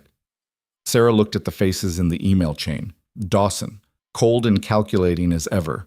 Vega, a quality assurance coordinator Sarah had met once or twice in passing, a quiet woman in her 40s who'd always seemed overwhelmed by her job. Now Sarah understood why. Where's Vega now? Still employed at Riverside Memorial. Still in quality assurance. And based on the discovery materials, still falsifying reports on Dawson's orders. Catherine pulled up a calendar. Agent Sullivan is bringing her in for questioning tomorrow morning. He wants you there.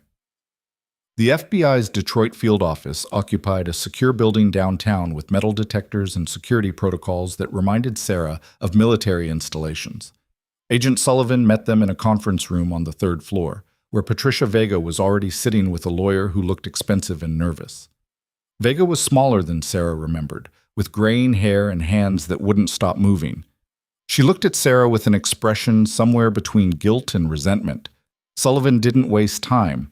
He laid out the email chain, the falsified reports, the pattern of obstruction. Vega's lawyer tried to argue immunity, tried to claim his client was following orders, tried to suggest she'd had no choice.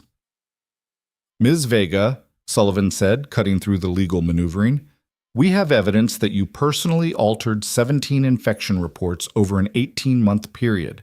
That's not following orders. That's active participation in fraud, federal fraud. Each false report carries a potential sentence of 5 years. You're looking at 85 years if we charge you with everything we've found. Vega's face went white. Her lawyer started to object, but she cut him off. I want to cooperate. Patricia, the lawyer began. I want to cooperate, she repeated, louder. I'll tell you everything. Just, I can't go to prison for 85 years. I have a son. He's 12. I can't. Sullivan leaned forward. Then start talking, and don't leave anything out. What Vega revealed over the next 3 hours made the civil trial revelations look incomplete. She described a system of deliberate fraud that went back 6 years, predating even Sarah's employment. Dawson hadn't just been falsifying staffing reports and infection data. She'd been manipulating patient mortality statistics, hiding adverse event reports from the state medical board, and coordinating with board members to ensure the scheme stayed buried. There were emails I was told to delete, Vega said, her voice shaking. Spreadsheets I had to revise, reports that came back from the board with instructions to change the numbers. Every quarter, Dawson would give me a target. Keep infections below X percentage. Keep mortality below Y percentage. If the real numbers didn't match, I had to make them match. Who else knew? Sullivan asked. Margaret knew, the floor supervisor. She's the one who flagged which nurses were questioning things too much. She'd send Dawson names, and then those nurses would get written up for minor violations until there was enough documentation to justify termination. Sarah felt rage crystallize in her chest. Margaret had known, had actively participated, had smiled and enforced rules while helping orchestrate the destruction of careers and lives. What about Richard Brennan? He approved everything, every budget allocation, every staffing reduction, every report revision. He and Dawson met weekly to review the financials. He knew exactly how much money they were making from MedSource Solutions and exactly what they had to hide to keep it running. Sullivan recorded every word. When Vega finally finished, she looked hollowed out, like someone who'd been carrying a crushing weight and had finally let it drop. "What happens now?" she asked. "You'll testify before a grand jury. You'll provide all documentation you still have access to. You'll cooperate fully with our investigation." Sullivan's voice was hard. "And if you do all that, we'll recommend reduced sentencing. But Ms. Vega, you're going to prison. The only question is for how long?" Vega started crying. Her lawyer tried to comfort her, but she pulled away. "I knew it was wrong. I knew people were getting hurt, but I needed the job. I needed the salary. And Dawson said if I didn't do what she asked, she'd make sure I never worked in healthcare again." "So you chose your career over patients' lives," Sarah said quietly. Vega looked at her with red-rimmed eyes. "I chose my son's future over strangers I'd never meet. You can judge me for that, Ms. Bennett, but you've never had to choose between your mortgage payment and your conscience." Sarah thought about the bills stacked on her kitchen table, about the times she'd worked double shifts because rent was due and her bank account was empty, about how easy it would have been to just keep her head down, follow orders, ignore the warning signs that something was deeply wrong at Riverside Memorial. "You're right," Sarah said. "I've never had to make that choice, because I quit before I let them turn me into someone who values money more than lives." Vega flinched like she'd been struck, but she didn't argue. The grand jury convened 2 weeks later.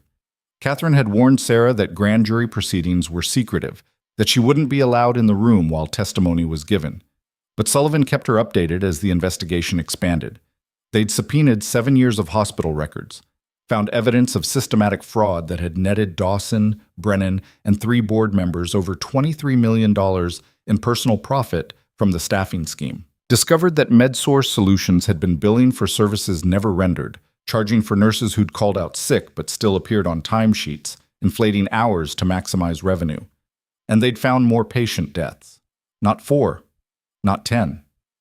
27 cases over 6 years where preventable complications had occurred during critically understaffed shifts, where infection reports had been falsified, where mortality data had been manipulated to hide the pattern. 27 families who didn't know their loved ones had died so hospital administrators could get rich. The indictments came down on a Thursday morning.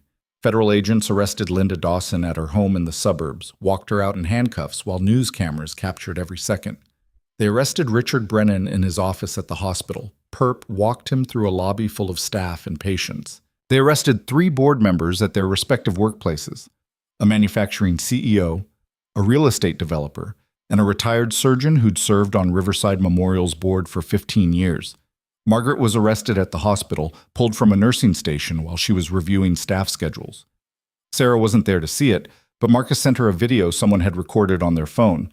Margaret arguing with the agents, insisting there'd been a mistake, demanding to speak to her lawyer while nurses she'd supervised for years watched in silence.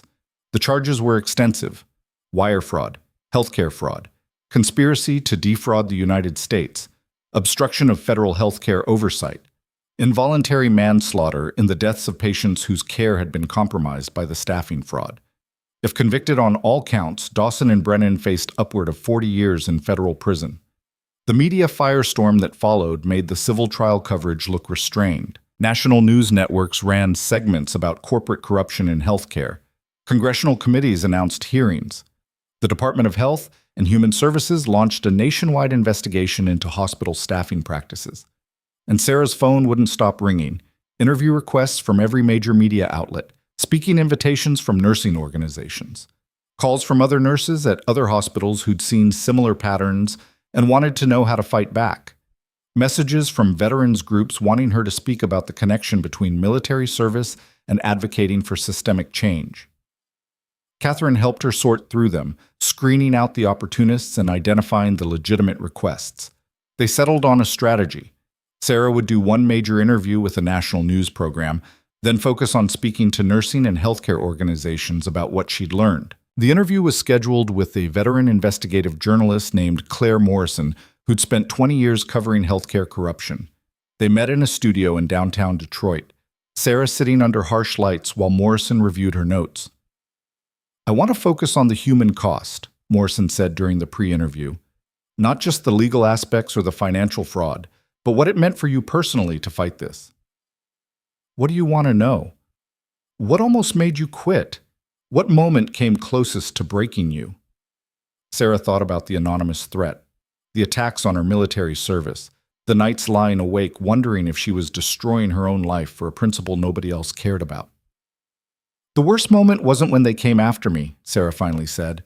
"It was when I realized how many people knew what was happening and chose to stay silent because speaking up was too risky.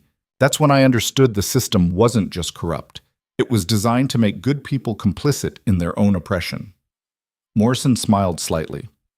"That's going in the interview." The broadcast aired on a Sunday evening, reaching millions of viewers.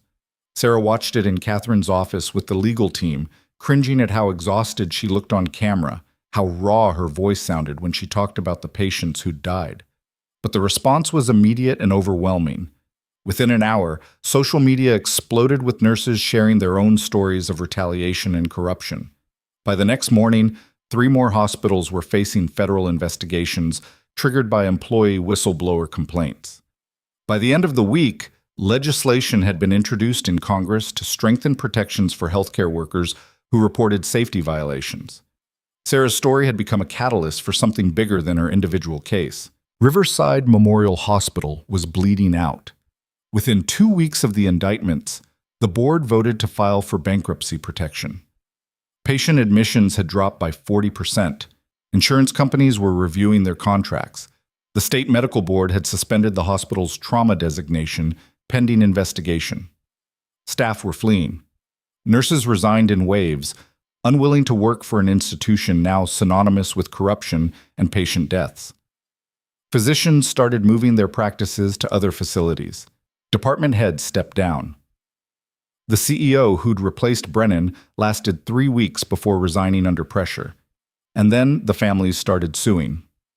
Not just the ones who'd been part of Sarah's case, new families, new patients, new victims who'd started digging into their own medical records and finding evidence of negligence that had been hidden. Every lawsuit cited the evidence from Sarah's trial, using the documented fraud as proof that Riverside Memorial couldn't be trusted to tell the truth about anything. The hospital's insurance carriers refused to cover the claims, arguing that intentional fraud voided their liability. Riverside Memorial's assets were frozen. Creditors started circling. 6 weeks after the indictments, the hospital announced it would close permanently within 90 days. Sarah heard the news while she was having coffee with Marcus at a diner near the hospital. He'd called her that morning saying they needed to talk, his voice heavy with something she couldn't identify. 300 employees are losing their jobs, Marcus said, staring into his coffee. Nurses, techs, support staff, most of them had nothing to do with what Dawson and Brennan were doing, but they're paying the price anyway. Sarah felt the weight of that settle over her. She'd fought to expose corruption and hold criminals accountable. She'd won, but victory had casualties. "I'm sorry," she said. "Don't be. This isn't your fault." Marcus finally looked up. "But it is complicated. Some of those nurses are blaming you, saying you destroyed their livelihoods over a vendetta." "I destroyed their livelihoods? Dawson and Brennan killed patients to get rich." "I know, but people are scared and angry and looking for someone to blame who isn't a faceless system." He paused. "There's going to be a protest tomorrow, outside the courthouse where Dawson's arraignment is happening. Former Riverside employees demanding she be held accountable. I thought you should know." Sarah went to the arraignment. She sat in the gallery with Catherine and the Martinez family, watching Linda Dawson shuffle into the courtroom in an orange jumpsuit and handcuffs. Dawson looked smaller than Sarah remembered, diminished by circumstances that had finally caught up to her. The prosecutor outlined the charges: 27 counts of involuntary manslaughter, multiple counts of fraud, conspiracy, obstruction. Dawson's attorney entered a plea of not guilty and requested bail. The prosecutor objected. Your Honor, Ms. Dawson has significant financial resources that were hidden from initial disclosure. She poses a substantial flight risk. The judge agreed. Bail was denied.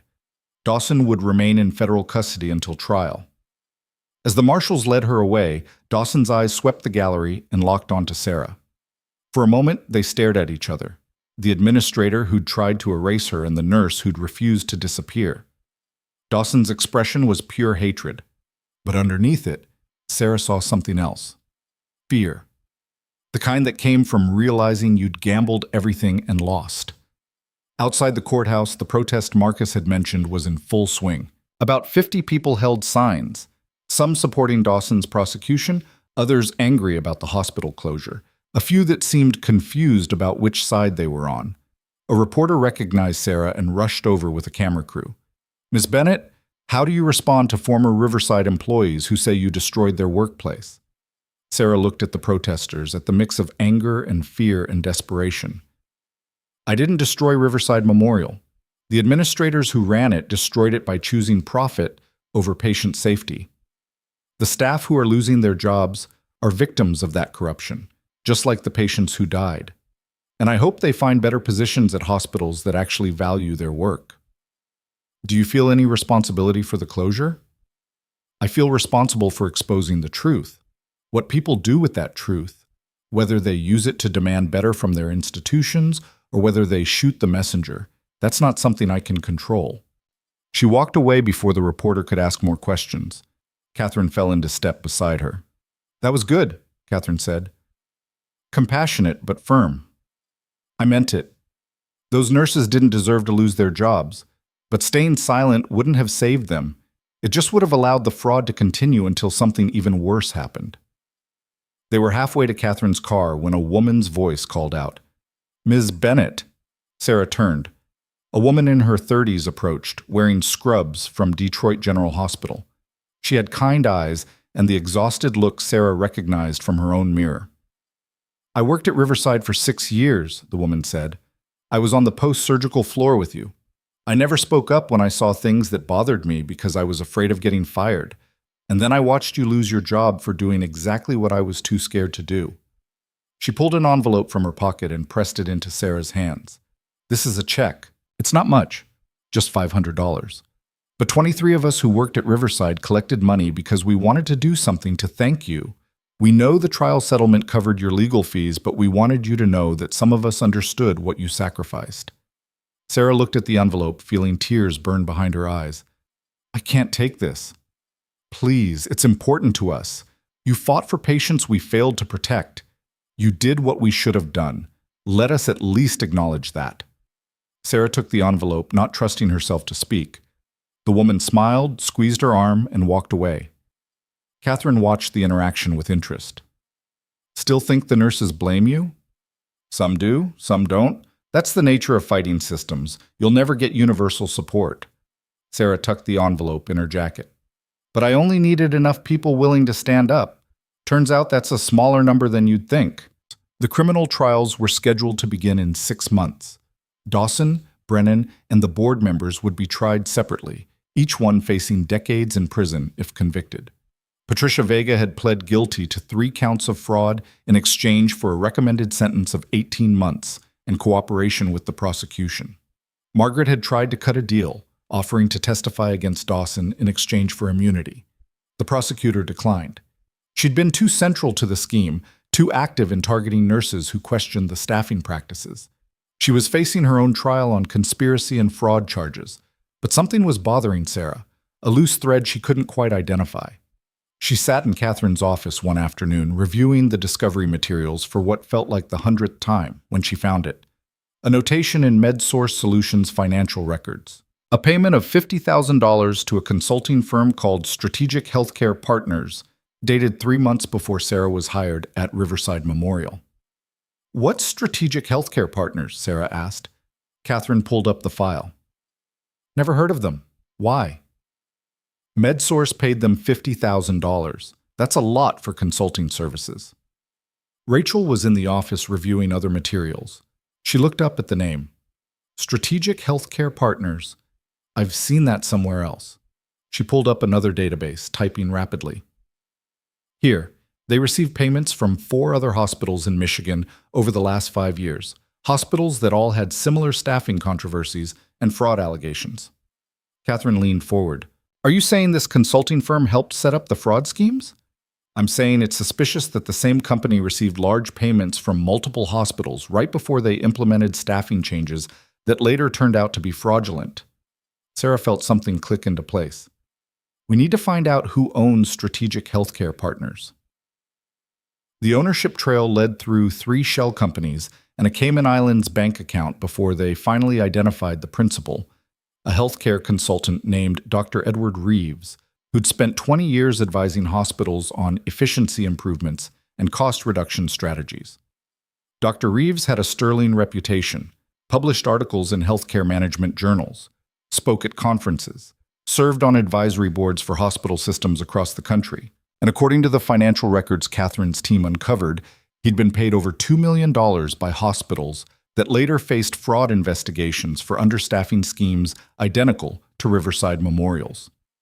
He's a template, Catherine said, spreading the evidence across the conference table. He sells hospitals a blueprint for fraudulent staffing practices disguised as efficiency consulting.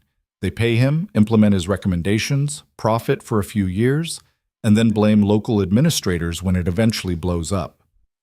How many hospitals? Sarah asked. We've found evidence of 17 so far. All of them paid Strategic Healthcare Partners. All of them implemented similar staffing changes. All of them are now facing investigations or lawsuits. Sarah looked at the map Rachel had created, showing the 17 hospitals spread across 8 states. This isn't isolated corruption. This is an industry. Catherine was already on the phone with Agent Sullivan. Within hours, the FBI had opened a new investigation into Strategic Healthcare Partners. Within days, they'd identified 32 hospitals that had received consulting services from Dr. Reeves. Within weeks, whistleblowers at 6 of those hospitals had come forward with evidence of fraudulent staffing practices. The story exploded beyond anything Sarah had imagined. This wasn't just about Riverside Memorial anymore. It was about systematic fraud woven through the entire healthcare industry. Hospitals across the country scrambling to review their staffing contracts. Federal investigators examining decades of consulting relationships. States launching their own investigations into patient safety violations. And at the center of it, somehow, was Sarah Bennett, the nurse who'd been fired for being 43 minutes late to a certification exam. Dr. Reeves was arrested on a Tuesday morning at his office in Chicago. The charges included racketeering, conspiracy to commit fraud, and involvement in a criminal enterprise that had endangered patient safety at hospitals in 13 states. His lawyer immediately began negotiating a plea deal. But the damage was done. The consulting firm collapsed. Hospitals that had used his services faced massive liability. Insurance companies started denying coverage for fraud claims. Healthcare organizations scrambled to distance themselves from any connection to Strategic Healthcare Partners. Sarah watched it unfold from Catherine's office, feeling like she'd pulled a thread that had unraveled an entire industry. You okay? Catherine asked. I don't know. I wanted Dawson and Brennan held accountable. I wanted the families to get justice. I didn't expect to expose a nationwide fraud scheme. Sometimes fighting one battle reveals that you're actually fighting a war. Catherine pulled up another document on her laptop. And speaking of which, there's something else you should know. She turned the screen towards Sarah. It was an email from the Department of Health and Human Services. The subject line read, Proposed Emergency Regulations, Hospital Staffing Requirements. Sarah read through the proposal, federal minimum nurse-to-patient ratios, mandatory reporting of staffing levels, criminal penalties for falsifying patient safety data, whistleblower protections for healthcare workers who reported violations. They're using your case as the basis for national reform, Catherine said. If these regulations pass, they'll fundamentally change how hospitals operate. Will they pass? With 27 dead patients and a nationwide fraud scandal? Yes, they'll pass. Sarah sat back, trying to process what that meant. She'd fought to clear her name and expose corruption at one hospital. Somehow that fight had become the catalyst for changing healthcare regulation across the entire country. Her phone rang. Victoria Halston.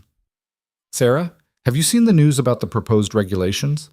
Just reading about them now.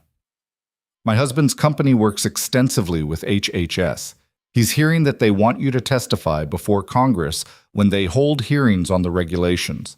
They want you to put a face on what happens when profit is prioritized over patient safety. Sarah felt exhaustion wash over her. I can't keep doing this, Victoria. I've testified in court. I've done interviews. I've told the story so many times I'm starting to feel like that's all I am. The nurse who got fired. I understand. But Sarah, you have an opportunity here to make sure what happened to you, what happened to Jennifer Martinez and all those other patients, never happens again. Isn't that worth one more testimony? Sarah looked at Catherine, who was watching her with an expression that said the choice was hers to make. I'll think about it, Sarah said. She ended the call and stood, walking to the window. Downtown Detroit stretched out below her, the city where she'd lost her career and then fought to reclaim something more important than a job. Her integrity, her purpose, her refusal to be erased by people who valued power over principles. What are you thinking? Catherine asked. I'm thinking about Williams, the medic who died in Kandahar. He told me not to stop. Sarah turned from the window. I've been interpreting that as just staying alive, just keeping going, but maybe he meant something bigger. Maybe he meant don't stop fighting for what matters. And testifying before Congress matters? Changing the system matters. Making sure the next nurse who sees something wrong doesn't have to choose between speaking up and losing everything. Sarah took a breath. Yes, I'll testify. The congressional hearing was scheduled for 6 weeks later. Catherine helped Sarah prepare, conducting mock questioning sessions, reviewing the technical details of staffing ratios and patient safety data, making sure she could speak to both the personal experience and the systemic implications. The night before Sarah was scheduled to fly to Washington, she got a call from an unknown number. She almost didn't answer, but something made her pick up. Ms. Bennett? A man's voice, older, uncertain. My name is Thomas Brennan. I'm Richard Brennan's father. Sarah's hand tightened on the phone. What do you want? I wanted to apologize for what my son did. To you, to those families, to everyone his greed hurt. The man's voice was thick with emotion. I raised him better than that. I thought I did anyway. But somewhere along the way, he forgot that people aren't just numbers on a spreadsheet. Why are you telling me this? Because he won't. Because he's sitting in federal custody still believing he did nothing wrong, still thinking the only crime was getting caught. Thomas Brennan paused. I wanted you to know that not everyone in his family thinks that way. Some of us understand what he destroyed. Thank you, Sarah said quietly. But your son's victims aren't going to find much comfort in your apology. I know. That's why I'm setting up a fund, using my own money to help the families whose medical bills were affected by the fraud. It won't bring anyone back, but it might help them move forward. After the call ended, Sarah sat in the darkness of her apartment thinking about accountability and redemption and whether people who enabled corruption by staying silent could ever really make amends. Her phone buzzed. A text from Marcus. Just got offered a position at Detroit General, head nurse in the ER. They said they wanted someone who wasn't afraid to speak up when something was wrong. I think you started something, Sarah. She smiled. Maybe she had. Maybe that was enough. The congressional hearing room was enormous, far bigger than any courtroom Sarah had been in. Rows of seats for spectators, a raised platform where committee members sat behind microphones, cameras everywhere capturing everything. Sarah sat at a small table facing the committee, feeling exposed and small and completely determined not to let that show. She'd dressed in her nursing scrubs, the pale blue ones she'd been wearing the morning she saved Victoria Halston, clean now of bloodstains but still carrying the memory of that day. The committee chairman, a gray-haired senator from Ohio, called the hearing to order. Ms. Bennett, thank you for being here today. Your testimony will help us understand the real-world implications of the regulatory changes we're considering. He asked her to describe what happened the morning of her termination. Sarah told the story again, feeling like she'd told it 1,000 times, but knowing it needed to be told once more. Then the questions began. They asked about staffing ratios, about the pressure nurses faced to stay silent, about the culture of retaliation she'd experienced, about the patients who died because profit mattered more than safety. And then a congresswoman from Texas asked the question that cut to the heart of everything. Ms. Bennett, if you could change one thing about how healthcare is structured in this country, what would it be? Sarah thought about Jennifer Martinez dying alone, about the nurses who'd collected money to thank her for doing what they'd been too afraid to do, about Williams telling her not to stop. I'd make it impossible for administrators to profit personally from decisions that compromise patient care, she said. I'd create real consequences, criminal consequences, for anyone who falsifies safety data or retaliates against workers who report violations. And I'd make sure every nurse in this country knows they have the legal protection to speak up when they see something wrong, without fear of losing their careers. The hearing lasted 4 hours. When it ended, Sarah walked out into the hallway to find reporters waiting. But she also found something else, a group of nurses in scrubs from hospitals across the country, holding signs that read, "We stand with Sarah. Patient safety over profit. Protect nurse whistleblowers." They'd traveled from New York, California, Florida, Washington. They'd taken time off work to be there, to show that Sarah's fight had become their fight too. One of them, a young nurse from Seattle, stepped forward. "Thank you for being brave enough to start this. We're going to finish it." Sarah flew back to Detroit that night, exhausted but somehow lighter than she'd felt in months. The battle wasn't over. Dawson's trial was still pending. The hospital closures were still devastating communities. The regulations still had to make it through Congress. But something fundamental had shifted. She wasn't fighting alone anymore. And the system that had tried to crush her was finally being forced to change. Her phone rang as the plane touched down. "Catherine." "Turn on the news." "Any channel." Sarah found a monitor in the terminal showing CNN. The banner read, "Breaking. Former hospital executive Linda Dawson found with smuggled contraband in federal custody." The reporter was explaining that Dawson had been caught with a cell phone in her detention cell, attempting to coordinate witness intimidation before her trial. Federal marshals had intercepted communications showing she'd been trying to pressure Patricia Vega into recanting her testimony. "They're adding obstruction charges," Catherine said. "Her trial just got a lot harder to defend."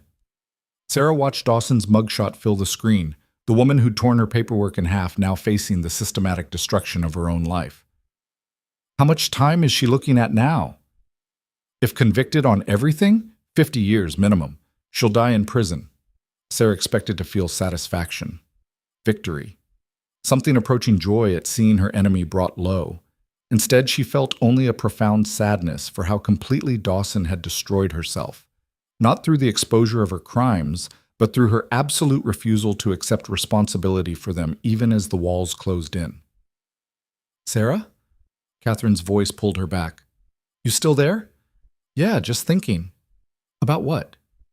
"About how winning doesn't always feel the way you expect it to." She ended the call and walked through the terminal, heading home to an apartment that felt less like a refuge and more like a temporary stop on a journey she was still figuring out. The nursing organizations had been reaching out, offering positions. Teaching hospitals wanted her to help develop ethics curricula. Patient safety groups wanted her on advisory boards. She had options now, real ones, the kind that came from refusing to stay silent.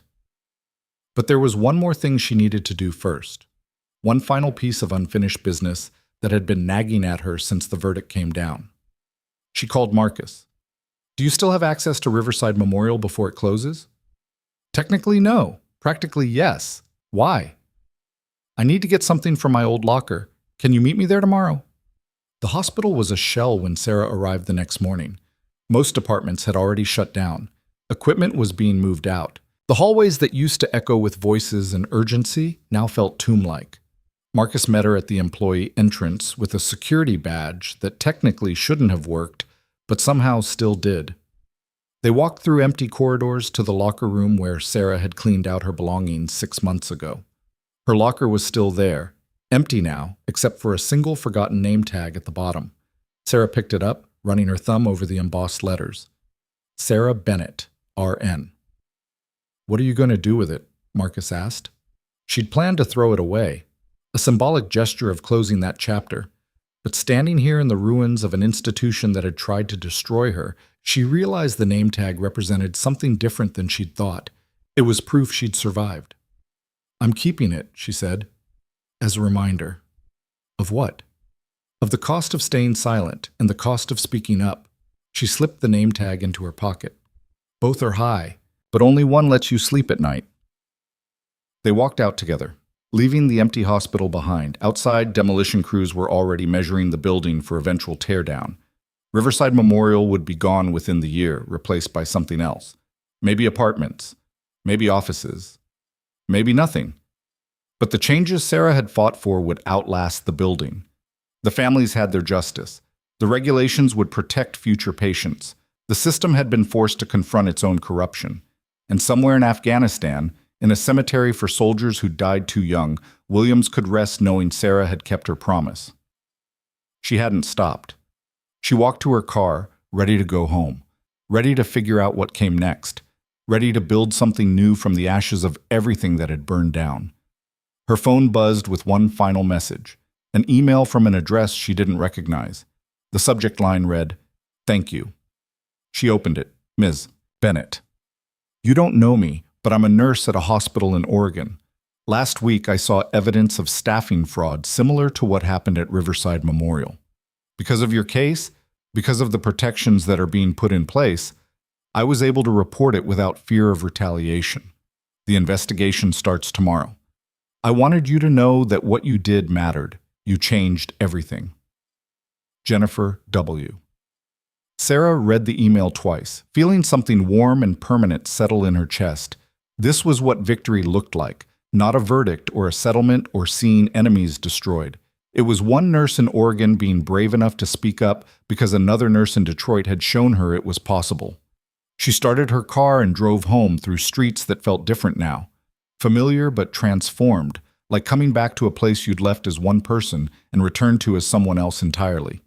Because that's exactly what had happened. The woman who'd been fired for saving a life had become the woman who'd changed an industry, and she wasn't done yet, not even close. But what Sarah didn't know, what nobody knew yet, was that the cell phone Linda Dawson had smuggled into federal custody hadn't just been used for witness intimidation. She'd also accessed offshore bank accounts that investigators hadn't found yet, accounts containing evidence of a fraud scheme that made MedSource Solutions look like practice. Evidence that connected back to hospitals in 17 states, to Dr. Reeves's consulting firm, and to a network of corruption so vast that exposing it would shake the entire healthcare industry to its foundations. The phone had been seized, the data was being analyzed, and in a forensic laboratory outside Washington, D.C., a digital investigator was about to discover something that would bring Sarah Bennett back into a fight she thought she'd already won. The digital forensics specialist who discovered the offshore accounts was a woman named Dr. Lisa Park, who'd spent 15 years tracking financial crimes for the FBI. She'd been analyzing Dawson's smuggled phone for 3 days when she found the encrypted messaging app buried beneath layers of security protocols that most criminals never bothered with. The messages themselves were mundane: communications with her lawyer, attempts to reach Patricia Vega, desperate pleas to family members for help posting bail. But the app's backup function had automatically synced to a cloud server, and that server contained something far more valuable than witness intimidation attempts. Dr. Park called Agent Sullivan at 2 in the morning. "You need to see this, now." By dawn, Sullivan had assembled a team in a secure conference room at the FBI's Detroit office. The evidence displayed across multiple screens showed a financial network so sophisticated it had taken federal investigators months to even suspect its existence. Dawson's offshore accounts contain records of payments from 39 hospitals across 17 states. Not just consulting fees to Dr. Reeves's strategic healthcare partners, direct kickbacks to individual administrators who'd implemented fraudulent staffing schemes.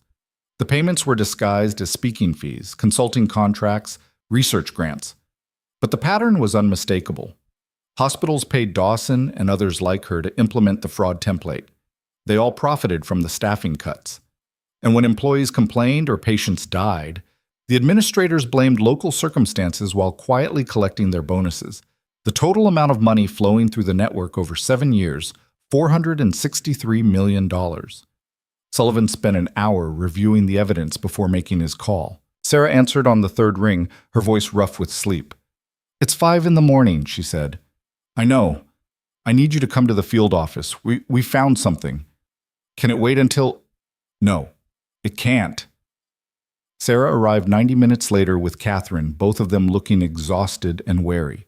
Sullivan led them to the conference room where Dr. Park had organized the evidence into a presentation that felt more like a dissertation on institutional corruption. "This is bigger than we thought," Sullivan began. "Much bigger." He walked them through the network, showed them the hospitals involved, the administrators who'd participated, the staggering amount of money that had been extracted from healthcare systems while patients died and nurses lost their jobs for objecting. Sarah stared at the screens, feeling numb. How many people knew? At least 73 administrators across the network. Probably more we haven't identified yet. Sullivan pulled up another document. Bung! But here's what matters for your case. Dawson wasn't just participating in the scheme, she was recruiting for it. He showed them emails where Dawson had reached out to administrators at other hospitals, offering to share her efficiency strategies in exchange for consultation fees. She'd positioned herself as an expert in cost reduction, never mentioning the fraud and patient deaths, building a reputation while bodies piled up. She was selling the blueprint, Catherine said quietly. Yes, and making millions doing it. Sullivan turned to Sarah.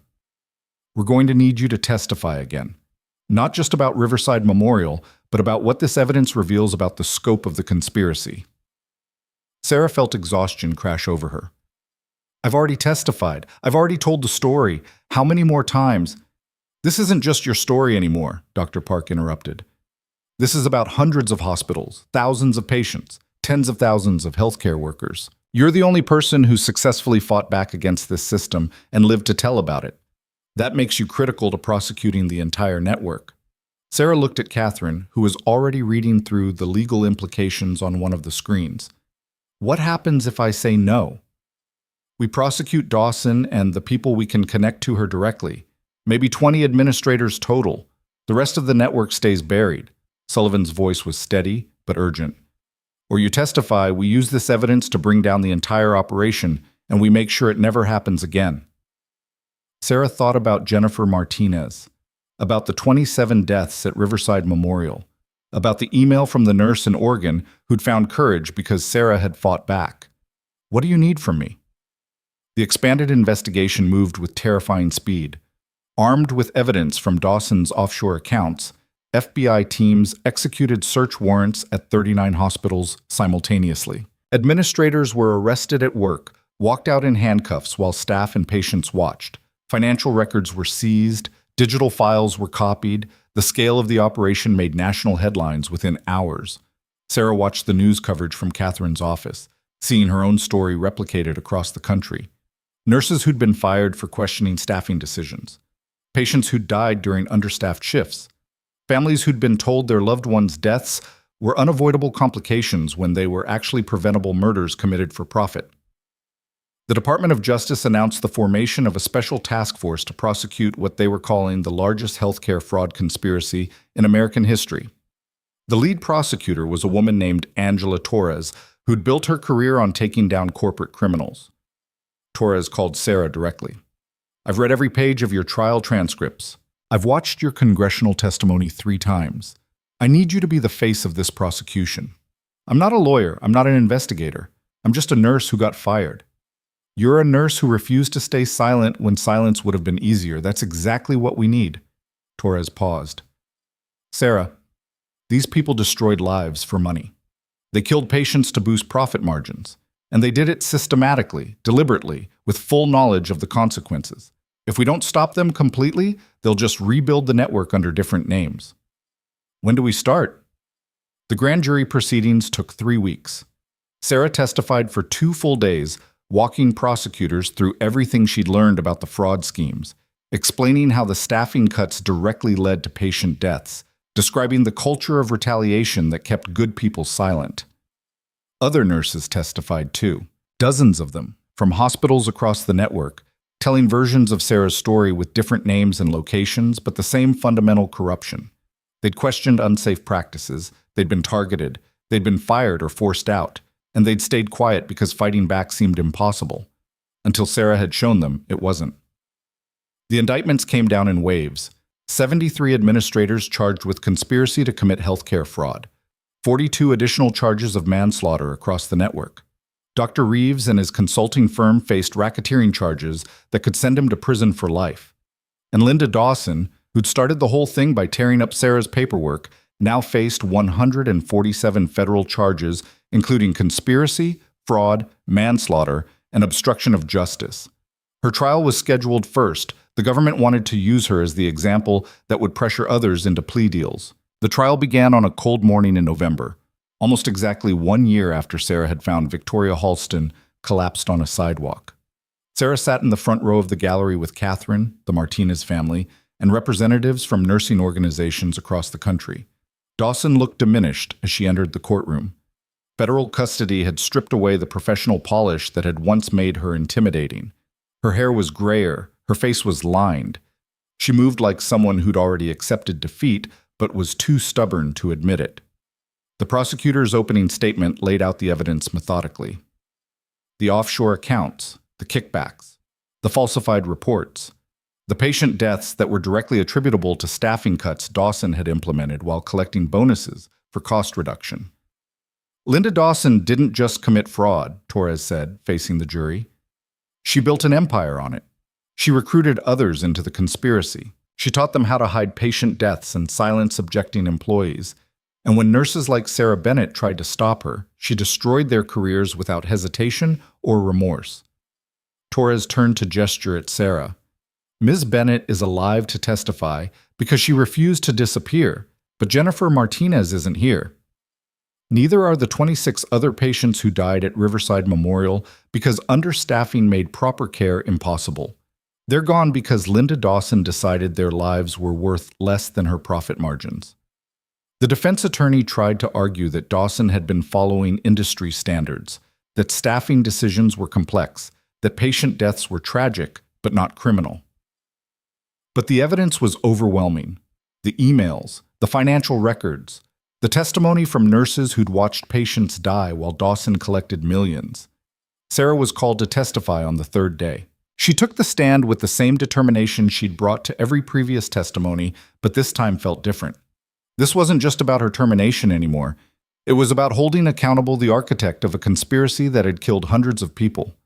Torres walked her through her employment at Riverside Memorial the morning she'd saved Victoria Halston, her termination, and the subsequent discovery of the fraud scheme. Then Torres asked the question that cut to the heart of everything. Ms. Bennett, in your professional opinion as a registered nurse with both civilian and combat medical experience, were the patient deaths at Riverside Memorial preventable? Yes, all of them. How can you be certain? Because I've reviewed the medical records. I've seen the staffing logs. I know what proper nurse-to-patient ratios look like, and I know what happens when those ratios are violated. Every patient who died during critically understaffed shifts had complications that should have been caught early if adequate nursing supervision had been available. In your opinion, why wasn't that supervision available? Sarah looked directly at Dawson. Because the administrator running the hospital decided profit was more important than lives. The defense attorney tried to shake her testimony during cross-examination, suggesting she was biased, that her military experience colored her judgment, that she couldn't possibly know what proper staffing looked like in every situation. Sarah remained calm. I know what it looks like when people die because the person in charge valued efficiency over safety. I saw it in Afghanistan. I saw it at Riverside Memorial. The circumstances were different, but the core failure was the same: leadership that treated human lives as acceptable losses in pursuit of other objectives. The trial lasted 6 weeks. The jury deliberated for 2 days. When they returned with their verdict, the courtroom was packed with nurses, patient advocates, family members of victims, and journalists from every major news outlet in the country. The foreman stood. On all charges of conspiracy to commit healthcare fraud, we find the defendant guilty. On all charges of obstruction of federal oversight, we find the defendant guilty. On the charges of manslaughter in the deaths of Jennifer Martinez and 26 other patients, we find the defendant guilty. Dawson's face went white. Her attorney started to speak, but she waved him off.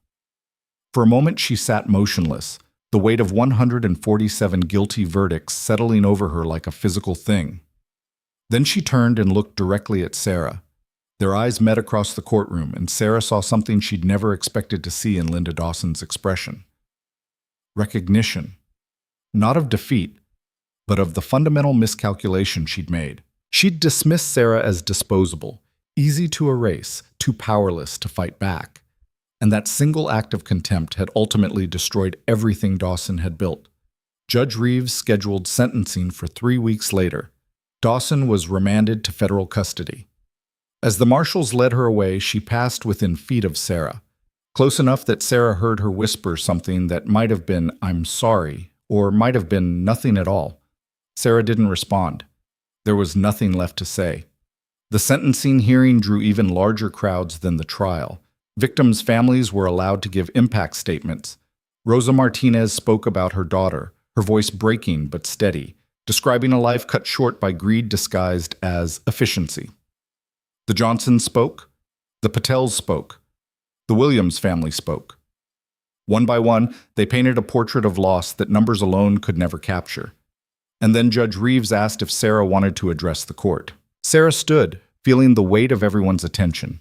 She'd prepared a statement, written and rewritten it a dozen times, but standing there in front of the woman who'd tried to erase her, she set the paper aside and spoke from something deeper.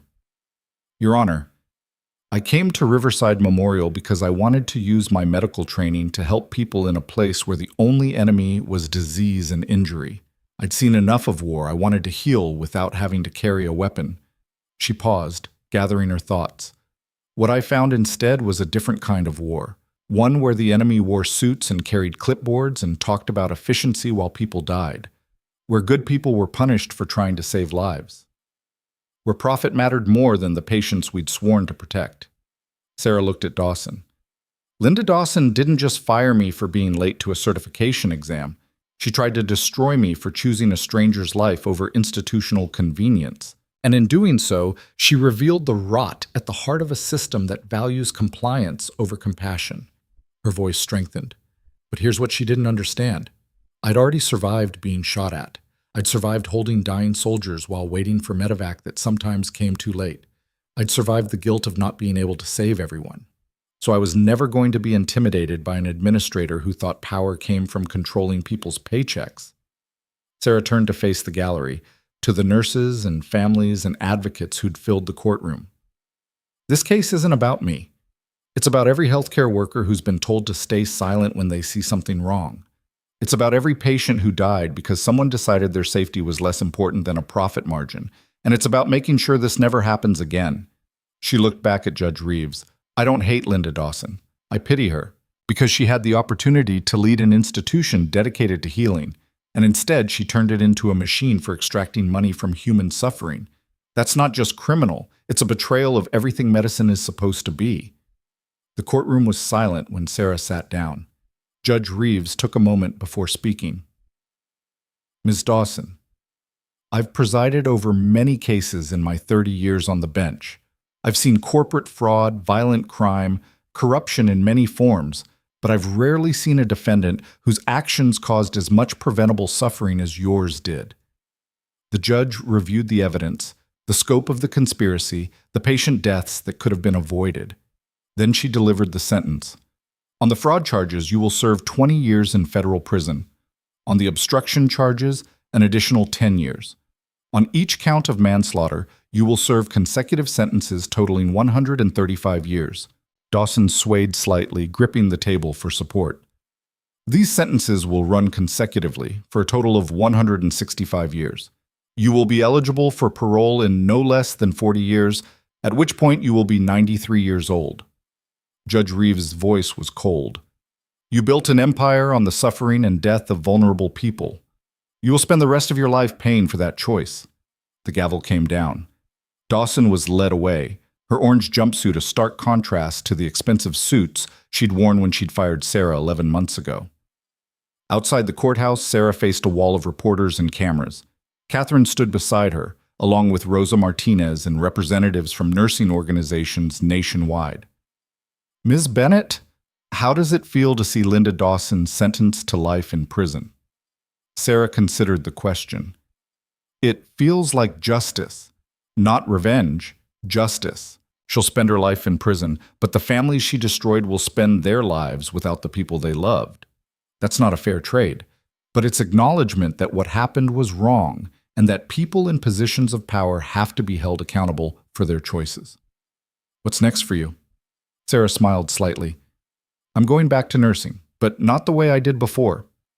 She'd accepted a position at Detroit General as Director of Patient Safety and Nursing Advocacy, a newly created role funded by Victoria Halston's foundation. Her job would be to ensure nurses could raise concerns without fear of retaliation, to investigate staffing complaints, and to build a culture where patient safety was genuinely prioritized over administrative convenience. It was exactly the role she'd needed 11 months ago when she'd first noticed problems at Riverside Memorial. Will you continue to advocate for federal regulation of hospital staffing? Every day for the rest of my career. The regulations that passed because of this case are a good start, but they're just a start. We need comprehensive reform. We need real enforcement. And we need to make sure healthcare workers know they have protection when they speak up. The press conference continued for another 30 minutes. Sarah answered questions about the trial, about her plans, about what she'd learned. When it finally ended, she walked with Catherine to a car that would take them back to the office. You did it, Catherine said. You took on an entire corrupt system and won. We did it. You, Victoria, the families, every nurse who was brave enough to come forward. Sarah looked out at the city passing by the window. I just refused to disappear. That's what made the difference. You could have taken the settlement, could have walked away quietly, but you chose the harder path. It was the only path that felt right. They drove in comfortable silence for a while. Then Catherine's phone rang. She listened for a moment, her expression shifting to something Sarah couldn't read. When? Catherine asked. How many? She ended the call and turned to Sarah. That was Angela Torres. The other administrators in the network are accepting plea deals. 43 of them just agreed to plead guilty and cooperate with ongoing investigations in exchange for reduced sentences. All of them? Dawson's sentence scared them. They're trying to minimize their own exposure. Catherine pulled up something on her tablet. But here's the interesting part. Their cooperation is revealing even more hospitals that were involved. The network was bigger than we thought. Torres thinks the final count might reach 70 hospitals across 23 states. Sarah felt the magnitude of that settle over her. 70 hospitals. Thousands of healthcare workers. Tens of thousands of patients. All of them affected by a conspiracy that had started with one administrator deciding profit mattered more than lives. How long will the prosecutions take? Years, but they're happening, and every single case will cite your trial as precedent. Catherine smiled. You didn't just win your case, Sarah. You created the template for holding an entire industry accountable. The rest of the afternoon was consumed by meetings with nursing organizations, patient advocacy groups, and healthcare policy experts who wanted Sarah's input on reform legislation. By the time she made it home, it was past midnight, and she was exhausted in a way that felt different from the bone-deep weariness of the past year. This exhaustion came with accomplishment, with closure, with the knowledge that she'd fought as hard as she could and actually won. Her apartment felt different when she entered, smaller somehow, like she'd outgrown it. The bills that used to terrify her were paid now. The settlement from the civil trial had ensured financial stability she'd never had before. But more than that, the space itself felt like a monument to a version of herself she'd left behind. The woman who'd lived here a year ago had been running from her past, trying to leave the war behind, believing that keeping her head down and following rules would lead to the quiet, safe life she'd thought she wanted. That woman didn't exist anymore. Sarah pulled out the photograph of her old unit, the one she'd kept hidden in a drawer for so long. 12 faces looking back at her, Williams among them. She studied his face, young, determined, already carrying the weight of responsibility that came with being a combat medic. I didn't stop, she said quietly to the photograph. I kept going. I hope that counts for something. Her phone buzzed. A text from Marcus. Celebratory drinks at Murphy's? A bunch of us from Detroit General want to toast the victory. Sarah hesitated, then responded, I'll be there in 20 minutes. Murphy's was crowded when she arrived, filled with nurses and medical staff who'd followed the trial. Someone had hung a banner that read, "Justice for Sarah Bennett." Another one said, "Nurses save lives. Administrators should too." Marcus met her at the door with a beer and a grin. The hero arrives. "I'm not a hero, I'm just someone who refused to shut up when shutting up would have been easier." That's literally the definition of a hero. He led her to a table where a dozen nurses she recognized from various hospitals were gathered. They cheered when she approached, and Sarah felt something she hadn't felt in longer than she could remember. She felt like she belonged. The evening passed in a blur of conversation and laughter and stories about the trial. Someone proposed a toast to justice. Someone else toasted to nurses who spoke truth to power. Marcus toasted to Sarah being the most stubborn person he'd ever met, and she couldn't even argue because it was true. As the night wound down and people started leaving, Marcus pulled Sarah aside. "There's something I wanted to tell you. Detroit General is creating a new position, a patient advocate who reports directly to the CEO, not to nursing administration. Someone who can investigate complaints without fear of retaliation." "That's good. That's exactly what hospitals need. They want you for it, not the director of patient safety role. They want that to be separate. They want you in the C-suite with real authority to investigate and enforce change." Sarah stared at him. "I'm not qualified to be an executive. You took down a nationwide fraud conspiracy. You testified before Congress. You changed federal healthcare regulations. You're the most qualified person in the country for this job." Marcus grinned. "Plus, the CEO is terrified you'll write a tell-all book if they don't keep you happy, so there's that." Sarah laughed despite herself. "I'm not writing a book." "Maybe you should. How to Destroy Your Enemies by Refusing to Die Quietly would be a bestseller." She considered the offer as she walked home later that night. A position in hospital leadership, with the authority to actually change how things worked from the inside. It was exactly the kind of opportunity that didn't exist a year ago, that had only become possible because she'd fought back against a system designed to crush people like her. Her phone rang. Victoria Halston. "Sarah, I hope I'm not calling too late." "It's fine. I'm just walking home from celebrating the verdict." "Good. You deserve to celebrate." Victoria paused. "I wanted to tell you something. My husband and I have been discussing how to expand the Foundation's work. We're planning to create a national fund to support healthcare workers who report safety violations.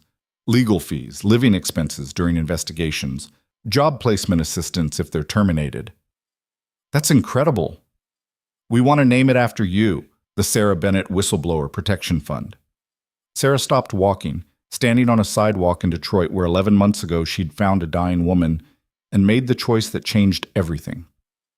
"I don't need my name on it," she said quietly. "I know you don't, but other people need to see it. They need to know that fighting back is possible and that they won't be alone if they try." Victoria's voice was warm. "You showed me that ordinary people can do extraordinary things when they refuse to accept injustice. Let us honor that." Sarah felt tears burn behind her eyes. "Okay. Yes. Thank you." The following weeks brought more changes. Dr. Reeves pled guilty to racketeering charges and agreed to testify against the remaining administrators in the network. Margaret accepted a plea deal that involved 12 years in prison and forfeiture of her pension. Richard Brennan, facing the same evidence that had destroyed Dawson, took a deal that gave him 25 years in exchange for cooperation. The hospitals in the network began settling with victims' families. Insurance companies that had initially denied coverage found themselves facing bad faith litigation and reversed course. The total settlement amount across all 70 hospitals exceeded $2 billion. And the federal regulations Sarah had testified about passed Congress with bipartisan support, creating the first comprehensive national standards for hospital staffing ratios and whistleblower protection in healthcare. 3 months after Dawson's sentencing, Sarah walked into Detroit General Hospital for her first day as chief patient advocate. She wore scrubs, had insisted on it despite suggestions that executives should dress professionally, with her RN badge displayed prominently. The CEO, a sharp-eyed woman named Dr. Rachel Torres, who'd spent 20 years in emergency medicine before moving into administration, met her in the lobby. "Welcome to leadership, Ms. Bennett. Fair warning, it's going to be chaos. We have 12 active complaints about staffing concerns, 3 potential medication safety issues, and a surgeon who thinks patient safety protocols don't apply to him." Sarah smiled. "Sounds like my kind of chaos." Her office was on the executive floor, with windows overlooking the Detroit River and furniture that still felt too expensive for someone who'd been living paycheck to paycheck a year ago. But the view was good, and the position came with actual authority to investigate and enforce changes. On her desk was a framed photograph, the old picture of her Army unit, Williams front and center. Next to it was her name tag from Riverside Memorial, the one she'd retrieved from her empty locker. Reminders of where she'd been and what it had cost to get here. Her first official act was to create an anonymous reporting system where any hospital employee could flag safety concerns without fear of identification. Her second was to institute monthly town halls where staff could raise issues directly with hospital leadership. By the end of her first week, she'd received 43 reports of various concerns. Most were minor: supply chain issues, scheduling conflicts, personality clashes. But 3 were serious enough to warrant immediate investigation. Sarah threw herself into the work with the same intensity she'd brought to everything else. She interviewed staff, reviewed policies, confronted administrators who tried to bury problems. Within a month, she'd implemented changes that improved patient safety metrics across multiple departments. And she discovered something unexpected. She was good at this. Not just good at identifying problems, but good at building coalitions, at convincing skeptical administrators that safety improvements were worth the investment, at creating systems that actually worked. 6 months into her new role, Sarah was invited to speak at a national nursing conference in Chicago. The auditorium was packed with thousands of nurses from across the country, all of them there to hear from the woman who'd changed their profession. Sarah took the stage feeling the same nerves she'd felt testifying in court, but this was different. These were her people, the nurses who did the actual work, who fought the same battles she'd fought, who needed to know that speaking up didn't have to mean career suicide. "A year and a half ago," she began, "I was fired for saving a life. The hospital administrators who terminated me thought I was disposable. They thought I'd disappear quietly because fighting back was too expensive, too exhausting, too risky." She paused, looking out at the sea of faces. "They were wrong. I refused to disappear, and in refusing, I discovered something that changed everything. I wasn't alone. There were other nurses who'd been silenced, other families who'd lost people to preventable complications, other whistleblowers who'd been crushed by institutions that valued profit over safety." Her voice strengthened. "We took that shared experience and turned it into action. We exposed fraud. We changed federal regulations. We created protections for healthcare workers who report violations. And we proved that ordinary people can hold powerful institutions accountable when they refuse to accept injustice as inevitable." The applause started before she finished the sentence, building to a standing ovation that lasted several minutes. Sarah waited for it to quiet, feeling the weight of their support and the responsibility it carried. "But here's what I want you to understand," she continued. "Winning didn't come from being special or heroic. It came from being too stubborn to quit when quitting would have been easier. It came from finding allies who believed the fight mattered. And it came from remembering that the reason we became nurses in the first place was to help people. And sometimes that means helping them by refusing to enable the systems that harm them." She spoke for another 30 minutes about patient advocacy, whistleblower protections, the importance of creating cultures where safety concerns were welcomed rather than punished. When she finished, nurses lined up to talk to her, to share their own stories, to ask advice about fighting their own battles. One young nurse, barely out of nursing school, approached with tears in her eyes. "I've been seeing things at my hospital that scare me. Understaffing, medication errors being covered up, nurses being pressured to falsify documentation. I wanted to report it, but I was afraid I'd lose my job." "Are you still afraid?" Sarah asked. "Yes, but I'm more afraid of what happens if I stay silent." Sarah pulled out a business card with the contact information for the Sarah Bennett Whistleblower Protection Fund. "Call them. They'll connect you with lawyers, help with documentation, support you through the process. You don't have to fight alone." The young nurse took the card with shaking hands. "Thank you for showing us it's possible." Sarah flew back to Detroit that night, exhausted but fulfilled in ways she'd never experienced before. She'd found her purpose, not just healing individual patients, but healing the systems that were supposed to protect them. A year after Dawson's sentencing, Sarah received a letter from federal prison. The return address showed it came from Linda Dawson. She almost threw it away unread, but something made her open it. The letter was handwritten, surprisingly brief. Ms. Bennett, I don't expect forgiveness. I don't deserve it. But I wanted you to know that watching you refuse to be destroyed by what I did taught me something about the difference between strength and power. I had power. You had strength. I thought they were the same. They're not. I'm sorry for what I did to you and to all the people I hurt in pursuit of money that meant nothing in the end. I hope you continue to use your strength to protect the people I failed. L. Dawson. Sarah read it twice, feeling complicated emotions she couldn't quite name. Anger at what Dawson had done, sadness at the waste of potential, recognition that even monsters could sometimes glimpse their own monstrosity. She filed the letter away without responding. Some things didn't need a reply. 2 years after her termination, Sarah stood in the courtyard of the former Riverside Memorial Hospital site. The building had been demolished, replaced by a park dedicated to healthcare workers who'd lost their jobs for advocating for patient safety.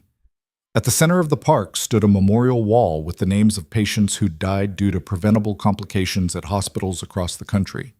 Jennifer Martinez's name was there, along with the 26 others from Riverside Memorial and hundreds more identified through the expanded investigation. Sarah laid flowers at the base of the wall, thinking about all the lives that had been lost because people in power made terrible choices. Thinking about the families still grieving. Thinking about the healthcare workers who'd been brave enough to speak up despite the cost. A woman approached, someone Sarah didn't recognize. Ms. Bennett, I'm Emily Martinez, Jennifer's sister. We've never met, but I wanted to thank you for fighting for my sister, for making sure people knew what really happened to her. Sarah turned to face her. Your mother and father were the ones who had the courage to join the lawsuit when they could have just taken the settlement and stayed quiet.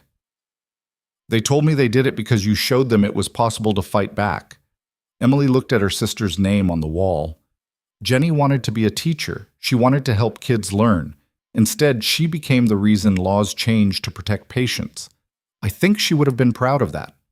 They stood together in silence, two women connected by tragedy and the refusal to let that tragedy be meaningless. When Emily finally left, Sarah remained looking at the names and thinking about the distance between the nurse who'd been fired for being late to a certification exam and the advocate who'd changed an industry. It had been exactly 2 years, 2 years of fighting, testifying, rebuilding, creating something new from the ashes of everything that had burned down. Her phone rang. Detroit General's CEO. Sarah, we have a situation. A nurse in the surgical unit is reporting that a physician is pressuring her to chart vitals that weren't actually checked. She's afraid to file a formal complaint because she's on probation for attendance issues. I'll be there in 20 minutes. Sarah left the memorial park and headed back into the work that never ended, because there would always be another situation, another nurse who needed support, another battle against institutional pressure to cut corners or bury problems. But now there were systems in place to fight those battles. Protections for workers who spoke up, regulations that enforced minimum staffing levels, a network of advocates who understood that patient safety required constant vigilance against people who valued efficiency over lives. Sarah had helped build those systems, and she'd spend the rest of her career defending them. That evening, she returned to her apartment, a different one now, in a better neighborhood, in a building with a working elevator. She'd kept it modest despite the settlement money, still uncomfortable with luxury when so many healthcare workers were struggling to pay rent. The photograph of her army unit sat on a shelf in the living room now, no longer hidden in a drawer. Next to it was a framed copy of the congressional bill that had passed creating new healthcare worker protections.